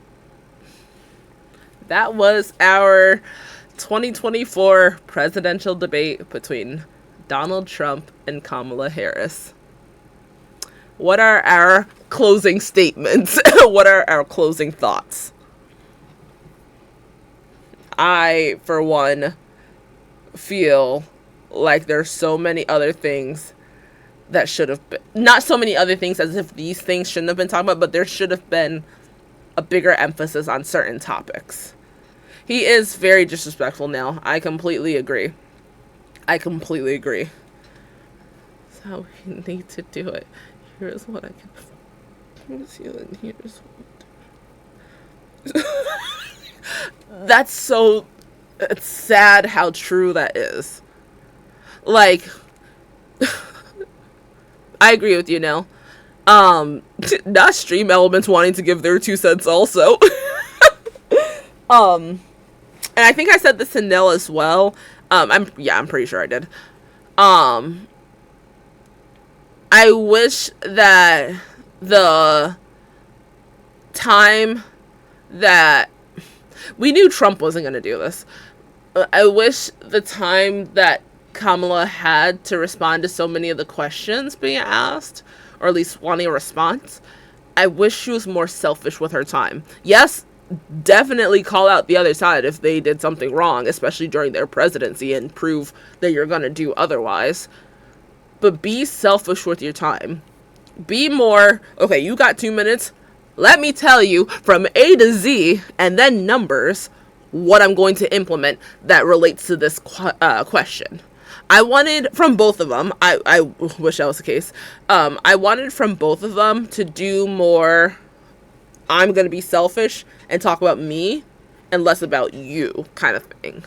I think we probably would have gotten more maybe accurate answers from both sides if that was the case. I was supposed to moderators ask them to answer the question, but oh wait. That's true now. I do think that would have, led to a potentially unfair amount of time. But either way, they gave him an unfair amount of time every time he was able to overtalk them and keep on going. But the one time Kamala was literally like, I have 2 things I want to respond to. And they're like, no, sis. But they gave him so many opportunities to overspeak that infuriates me. They should have had a shot collar on No. Bad dog. Bad. Just right. And this is one of those moments where it's not even like, he's disrespectful because he's Republican. No, because there have been credible Republicans that have been in positions of power in some way, where they're not nearly as disrespectful as he has been. I wish from the Republican side we can see more emphasis on the Republicans that, it's sad to say, but just aren't disrespectful. It's one thing if we disagree, and it's even a thing if it's something strong that's a really like, ooh, yeah, we don't vibe with this. But the energy that you put also into speaking on things matters so much, especially as the representation of the United States. It's just really sad. He's disrespectful to anyone who doesn't worship him. Yeah. And you know what? One of the things that I respect about Harris is that in, oh my gosh, I think it was one of her rallies. Don't quote me on that because I might be wrong. But nonetheless, some type of public platform, she was like admitting, like, maybe it was an interview, I don't know, but she was admitting like, some people aren't going to vote for me. Like, okay, fair enough kind of thing. She was very like, regardless of if you're going to vote for me or not, if I become president, this is what I still want to do for you. But Trump is very like he's just a bully. And we don't need a bully as president. It's one thing to come across as strong and confident and sure of yourself. Sure, we need that energy as a president. It's one thing to come across as that. It's another thing to actually be directly disrespectful. And that's regardless of either Democrat or Republican. I wish she said some more things she had planned country when she had time to speak, but I also think she did a good job of trying to bring him down. Yeah, no, I agree. That's why I say, like, I wish she used her time more selfishly before the time before the time that she had. There are areas where I think she could have done better at, but hey, also, this is her first ever presidential debate that she had, like, barely any time to prepare for. I do give her credit for how much she was able to just adapt. Like, yep, all right, for such a short amount of time. She was not given the same amount of time as Trump was, which is why Trump should have gone out of his way more to do more of his own fact-checking. But okay. I just feel like overall Kamala clearly won and did really well. Yep, I feel like she did good. She did a good blend of speaking of what she will do to better the country and responding to him, making it a good bait. I agree. Trump only speaks about millions and billions and immigrants. That's what Trump talks about. I just hate that they gave him so much time to talk in between instead of cutting him off or turning his way. Agreed. Very, that's why I say either keep these mics off and they're just gonna have to really, like, work to be heard, or keep them all plugged and apparently just everyone can just talk over each other. It doesn't really matter. How are we gonna present ourselves as, like, being able to have a conversation if one is just over talking and then the one time the other one tries to do it, it's like, no. No.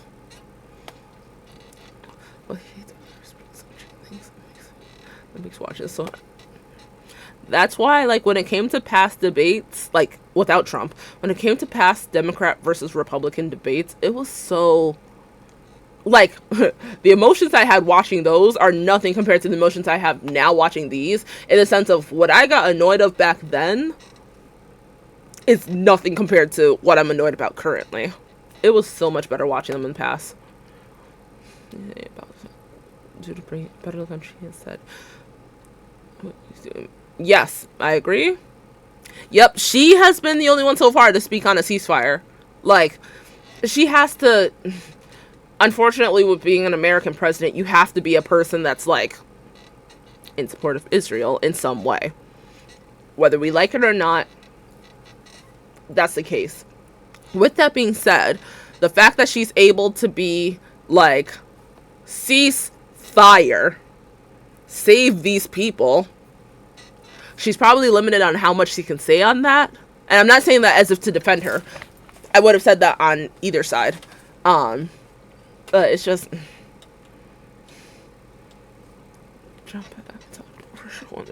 Yep. Like, why was he bringing Russia into the chat when Russia isn't in the chat? Yeah.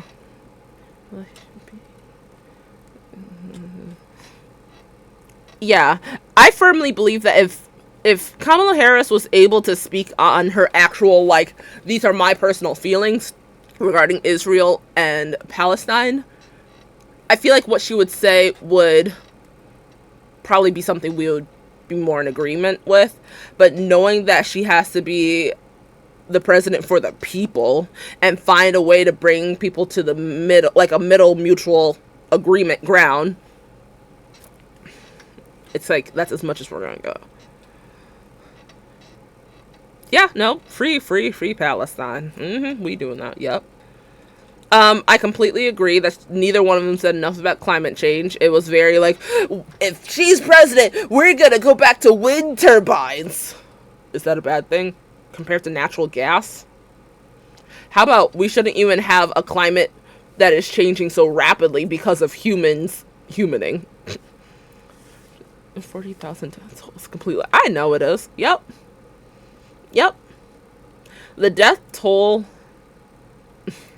The death toll is crazy. Yep.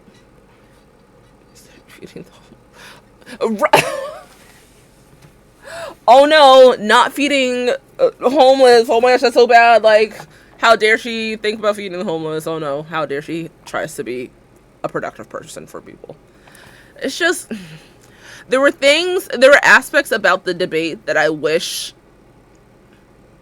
could have been more prominent, and maybe that would have been a thing if there was a second debate for Kamala, and I really wish there was a second one for her, because I don't think it's fair that she only had one. But then one would question, okay, would it be fair that Trump at that point would have 3? Okay, having 3 is better than having just one. She, as vice president, was put into the position where she is a presidential candidate. I think she deserves to have 2 debates. Or at the very least, bring up certain topics that were talked about with Biden and Trump. I know some of them were already talked about today. But bring up certain topics that were talked about with Biden and Trump and have a personal moment where she gets to answer them. Still 2-minute time limit. That way, at least it's fair that she would be able to have an opinion to speak on about those topics. That way it just feels more aligning. If we don't want to give Trump another debate, fair enough. But I just don't think it's fair that she's had such a small amount of time to prepare and she only has 1 debate. I don't know. She's like 1,200 innocent people. She probably didn't want to say what the number actually was, which she needs to. But it's just so...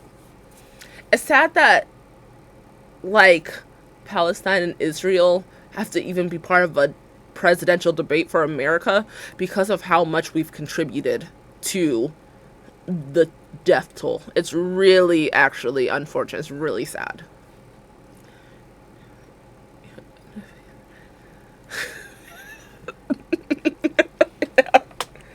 Yep. Yeah, I do agree now that this one was better than the Biden versus Trump debate. I do super agree with that. I feel like I almost want to rewatch the Biden and Trump one because I wanna try to see if Trump overtalked the moderators as much as he did this one. I know he did at some points, but I just want to see if he did it as much. It's just, I don't know. I'm happy I was able to rewatch this. I took a bunch of notes from when I watched it live. I took a bunch of notes to talk about it in my English class, so she wanted us to take notes and talk about it. So I did take some notes down about like things that I liked that they both did, things that I didn't like they both did, things that I either feel neutral or like questionable about, my overall feelings on it. Overall, these are not to sound like a Trump mode, but these are some of the worst mods ever. Like, which sucks because like they actually look like cool people, but these mods suck. As a moderator, you're supposed to have more control over the debate platform. You call the shots. I don't want you to talk right now. No, I am telling you, we are moving on. Make a Twitter post if you want to continue to talk about it, but we are moving on to the next topic. And maybe certain topics weren't talked about because of how much Trump would overtalk the moderators and let him talk over them. Just try to pull those both the moderators in this moment. That's true. That's true. And especially now with Harris, like with the other candidate being a woman, I just see these small body language differences, tonality differences, facial expression differences, audible differences. I notice these things that really make me think if it was another debate with Biden, and that one was scary enough, but if it was another debate with Biden, I don't think he would have been as rude. Like, one of the quote-unquote worst things that Trump said during the Trump and Biden debate is what? I can pretty much out-test you on an intelligence test. And, oh my gosh, there was a big one that came to my mind. Oh, when he was all, I don't know what he was just saying.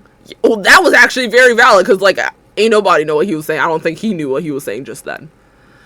I analyzed that Trump came from a place of misogyny with this one. Yeah! Thanks, Nell. The things that Trump said to Biden, and mind you, I'm not simping over Kamala just because she's a woman of color. I don't simp over politicians, period. Let's get that correct. I don't simp over anyone, period. But the noticeable differences between how Trump talked about Harris versus how Trump talked about Biden, when arguably speaking, Biden is way worse of a president than what Harris will ever be. The contrast between the two is so different. So what Trump presented to have more respect towards a delusional president than he does for a coherent vice president. And the main difference is one is an old white man and the other is a middle-aged Black and Asian woman. You know, people are gonna think like, that's not what this is about. Don't make it about race, yada yada yada. Until you're that race, which most of y'all will never be, you will never know what it's like to be talked to differently when you know exactly why you're being talked to differently. It's not something we're making up as a means to just like sympathize with me, like feel bad for me. No, it's just a fact. And you can believe it or you cannot.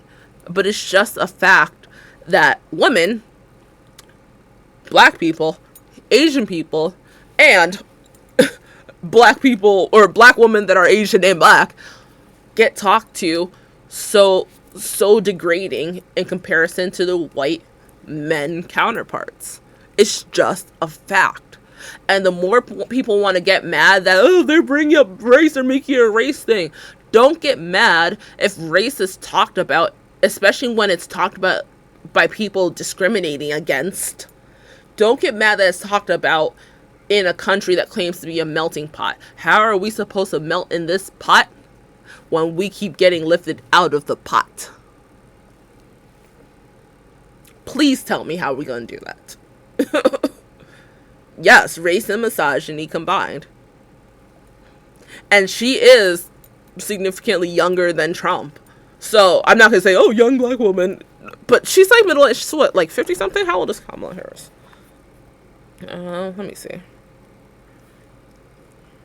How old is... So Trump is 78 years old. She is 59 years old. So she's like 20 years younger than him. That's significant. That is significant. She didn't come from wealth. He did. He's a rich old white guy.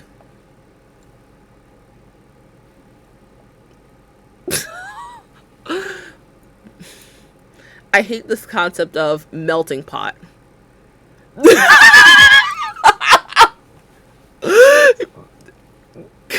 Kamala is younger than dad and grandma. Yep. Yep. Yep. It's just really wild. These types of things, now that like my psych brain is really going and I'm like understanding more of human interactions and the mechanisms behind it and all that, it's really interesting seeing these types of conversations happening from a more evolved point of view now. Your girl is educated. Yeah, that's fine, OJ. We're gonna be going off in like a moment or so. So don't you worry, you're not gonna miss anything. We're going off soon. Yeah. I really can't wait for the VP debate. I want to learn more about Tim Walz. Tim Walz. I want to learn more about him. And I really think that will be a good opportunity to see more of what he's about. Yeah, so far, there hasn't been anything that I've heard from his side, or about him, I should say, that is going into my mind as concerning. And I just want to emphasize this because, as I've already expressed, I don't simp over politicians. I will be the first one to be like, screw politicians. And I'm not going to simp over one side just because they're on a certain side over another side, because clearly I talked highly of John McCain. Not to use him as a token Republican, but how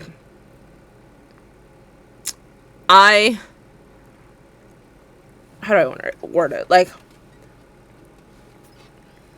I really like, I'm just cautious about saying this because so many politicians aren't relatable. I really respect how relatable Tim Walz is.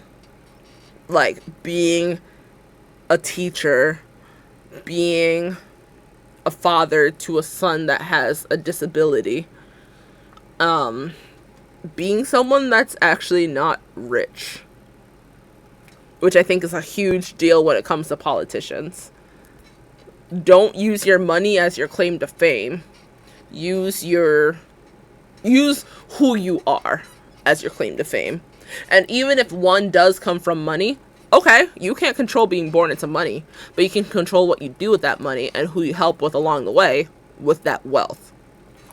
I really feel like Tim Walz is one of the better vice presidents that we've had ever. Like, period. I absolutely think he's one of the better ones that we've ever, had up to this point.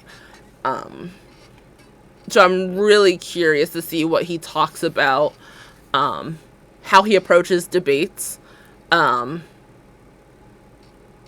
he talks against J.D. Vance. Because if there is someone I can't stand, it's J.D. Vance. And it's not because he's a Republican. First off, I hate the fact that he's a flip-flopper. He was one of the first people to be all, Trump is actually a bad person. Just for him to be like, Trump is actually a great person. Proof that money talks. J.D. Vance is creepy. The way he, not to sound like Kendrick, but the way he talks, the way he walks, the way that he dresses. He is a creepy man. He gives me the vibes of someone that could have graduated from my high school. And that's not a compliment because a lot of diddlers came from that school. He gives me that vibe. That is so accurate, OJ.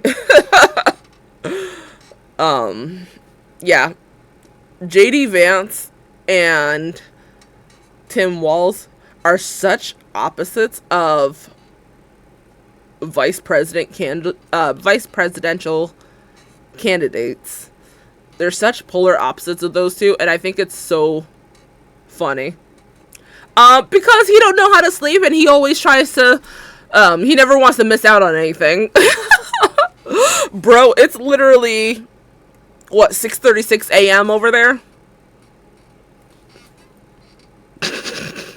And OJ at times will still be in our chat, like, typo talking because he wants to stay awake and hang, which, like, fair, valid. I'm happy you feel secured here. But bro, go to sleep. No, I promise we're really about to, like, head off. I'm gonna, what else is it showing? It's like, oh, like I said, the time, 6:36 a.m. Gosh, for wrestling team. Yeah, right. This is the ultimate WWE session. That's funny. So I'm very happy we were able to watch this. I know people over time will comment on this. My public service announcement statement is that if you are going to be in these commenting stuff, approach it with actual facts. Approach it with actual facts. It's one thing to speak on if you disagree with something. It's another thing to be disrespectful. You're coming onto my side of things. I will delete comments as I see fit if I believe it is expressed in a way that is harmful and just blatantly disrespectful. So if you want your voice to be heard in my comments, especially if you're someone that disagrees, then you better come with some respect and some facts, because I will delete comments. I have no problem doing that. Don't say I didn't warn you. That is absolutely not a fact. That is completely not a fact. You are absolutely wrong. Yeah. So, with that being said, again, I'm very thankful that we're able to come on here and rewatch it. I felt like it was fit, A, because of how historic this one is, B, because I wanted to show it, and C, we did it for the last debate, talked about it. Granted, that was in live time, but we did it last time, we might as well do it this time, and we will do it for Tim Walz and JD Vance, whether it's we watch it in live time or when it's done recorded we watch it then, is to be determined. But nonetheless, though, yeah, we will be doing the same type of session for that. Please, if you are an American and you are old enough to vote or will be old enough to vote, I urge you to go register and vote. I think an easy website just about anyone in America can use, I think it's vote.gov. Girl, my lips are just chapped. I know you texted me it, but my lips are just chapped, and they're in their raw era. It is proof that the season is changing, and I have been hardcore like peeling at my lips, fidgeting, because it's not feeling good. Oh my gosh, who's the girl that we bought the candles from during that market? I know we bought the cleaning products from Lori. Oh my gosh. Well, either way, I have her chapstick and I'm gonna wear it when I go to bed tonight. I think it's vote.gov. Let's see. Yeah. So you can go on to vote.gov. Yes. You can go on to vote.gov to register to vote regardless of what state you're in. Yeah, it did. It did. I'm gonna get her name. You know what? Let me see. Hold on. One more second, y'all. Because we love amplifying small businesses.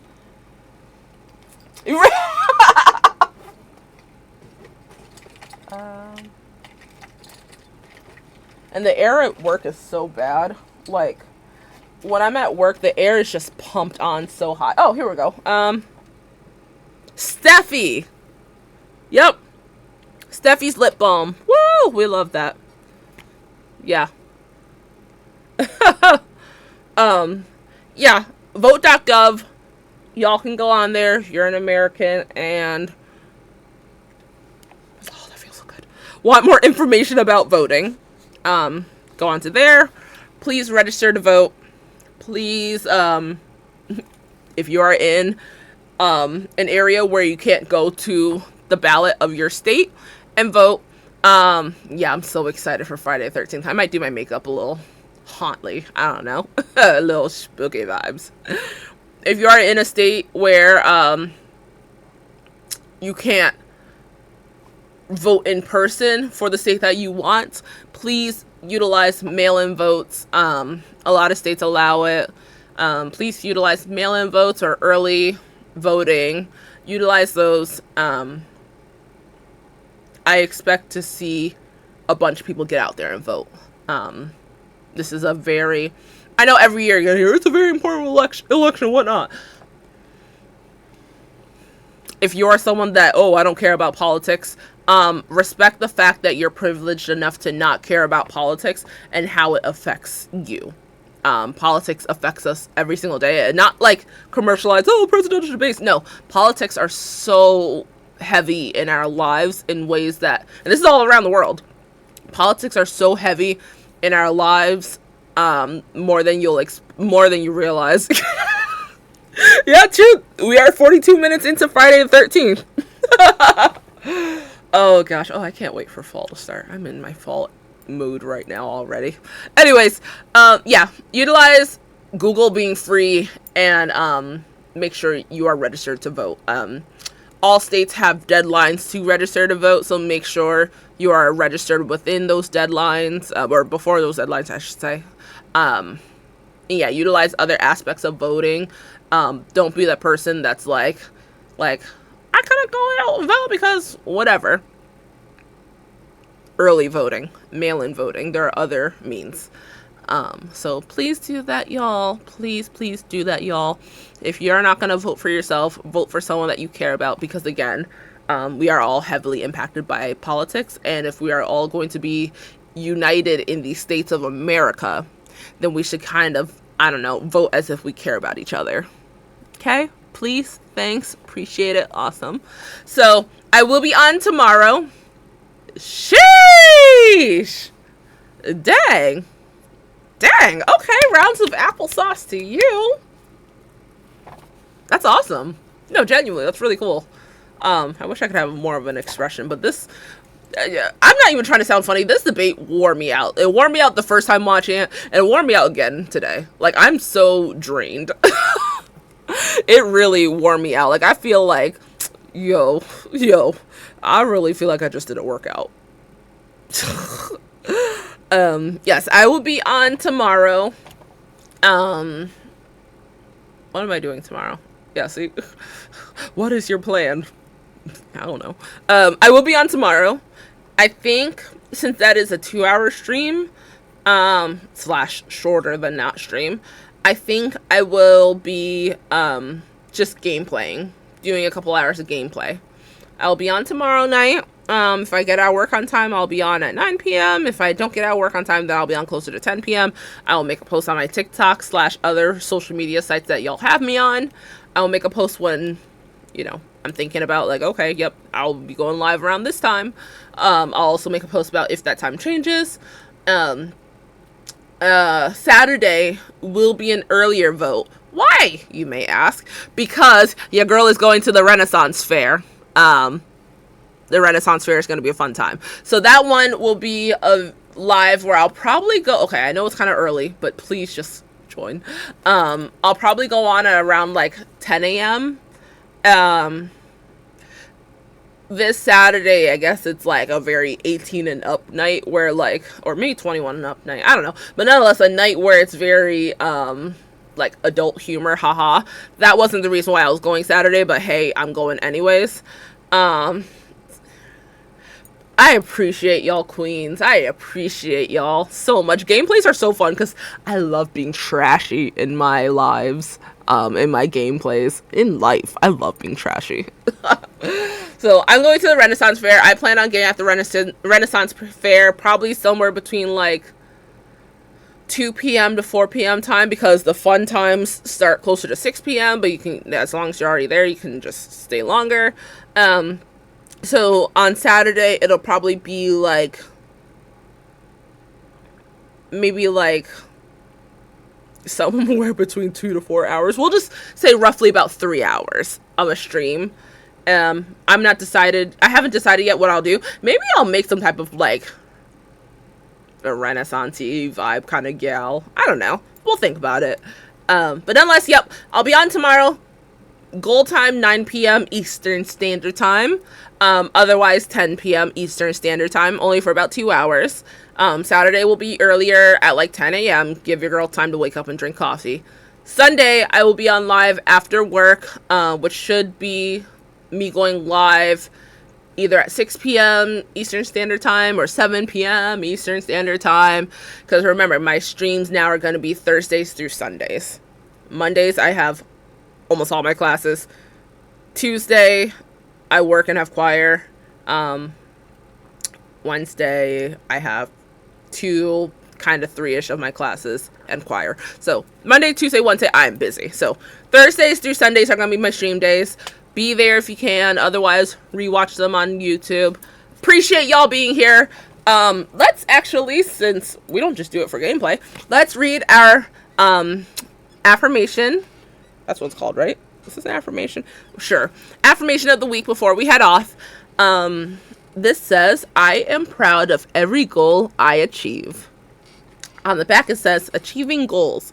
We all have goals in life, some short term and some long term, some big and some small. At the end of the day, spend a few minutes reflecting on the goals you have accomplished or worked towards.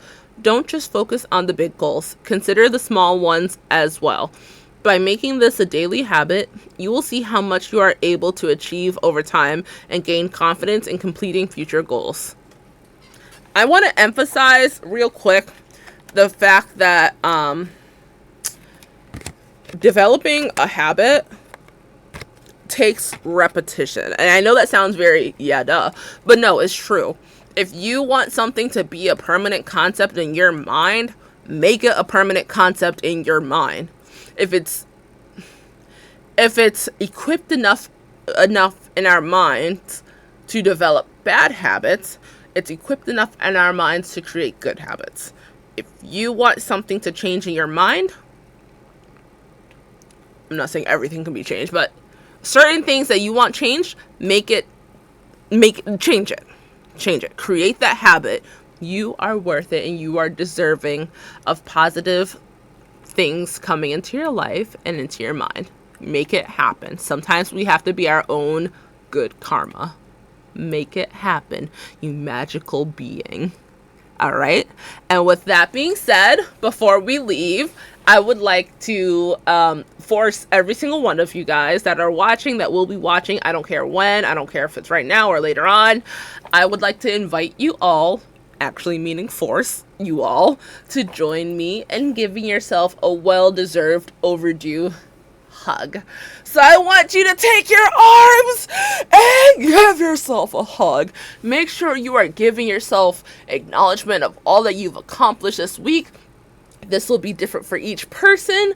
Tell yourself, dang, we made it to Friday the 13th. Cough. We made it to Friday the 13th. We are spooky in these streets. Oh my gosh, it's Friday. We made it through the week. Wow, we have accomplished so much. We started a psych class. I'm officially in all of my classes. They have all been started. Even though low-key we were kind of ghosted on Monday for one of my classes. It's okay. We've done so much this week. We've accomplished so much. Work has been going well. You know, just I am proud of you. Tell yourself right now, I am proud of you, bestie. And tell yourself, I love you. I love you. You are worthy and you are deserving of love. Tell yourself that. Make that a habit. You will believe it when you tell yourself it. Okay? I love you. I love you all. Thank you so much again for being here. And yeah, I'll see y'all tomorrow night. Stay hydrated, eat up well, and feel good. And without further ado, do the thing. Do the thing. Smoke weed every day. Smoke weed every day. Smoke weed every day. And do. OJ the Viking played smoke weed every day for 0 bits. This is in liquid form, but still be consuming all day and day. Ooh, we be acting ratchet in these streets. Ha! Stay safe. Turn up if you can. If you can't, blame your government. Don't blame me.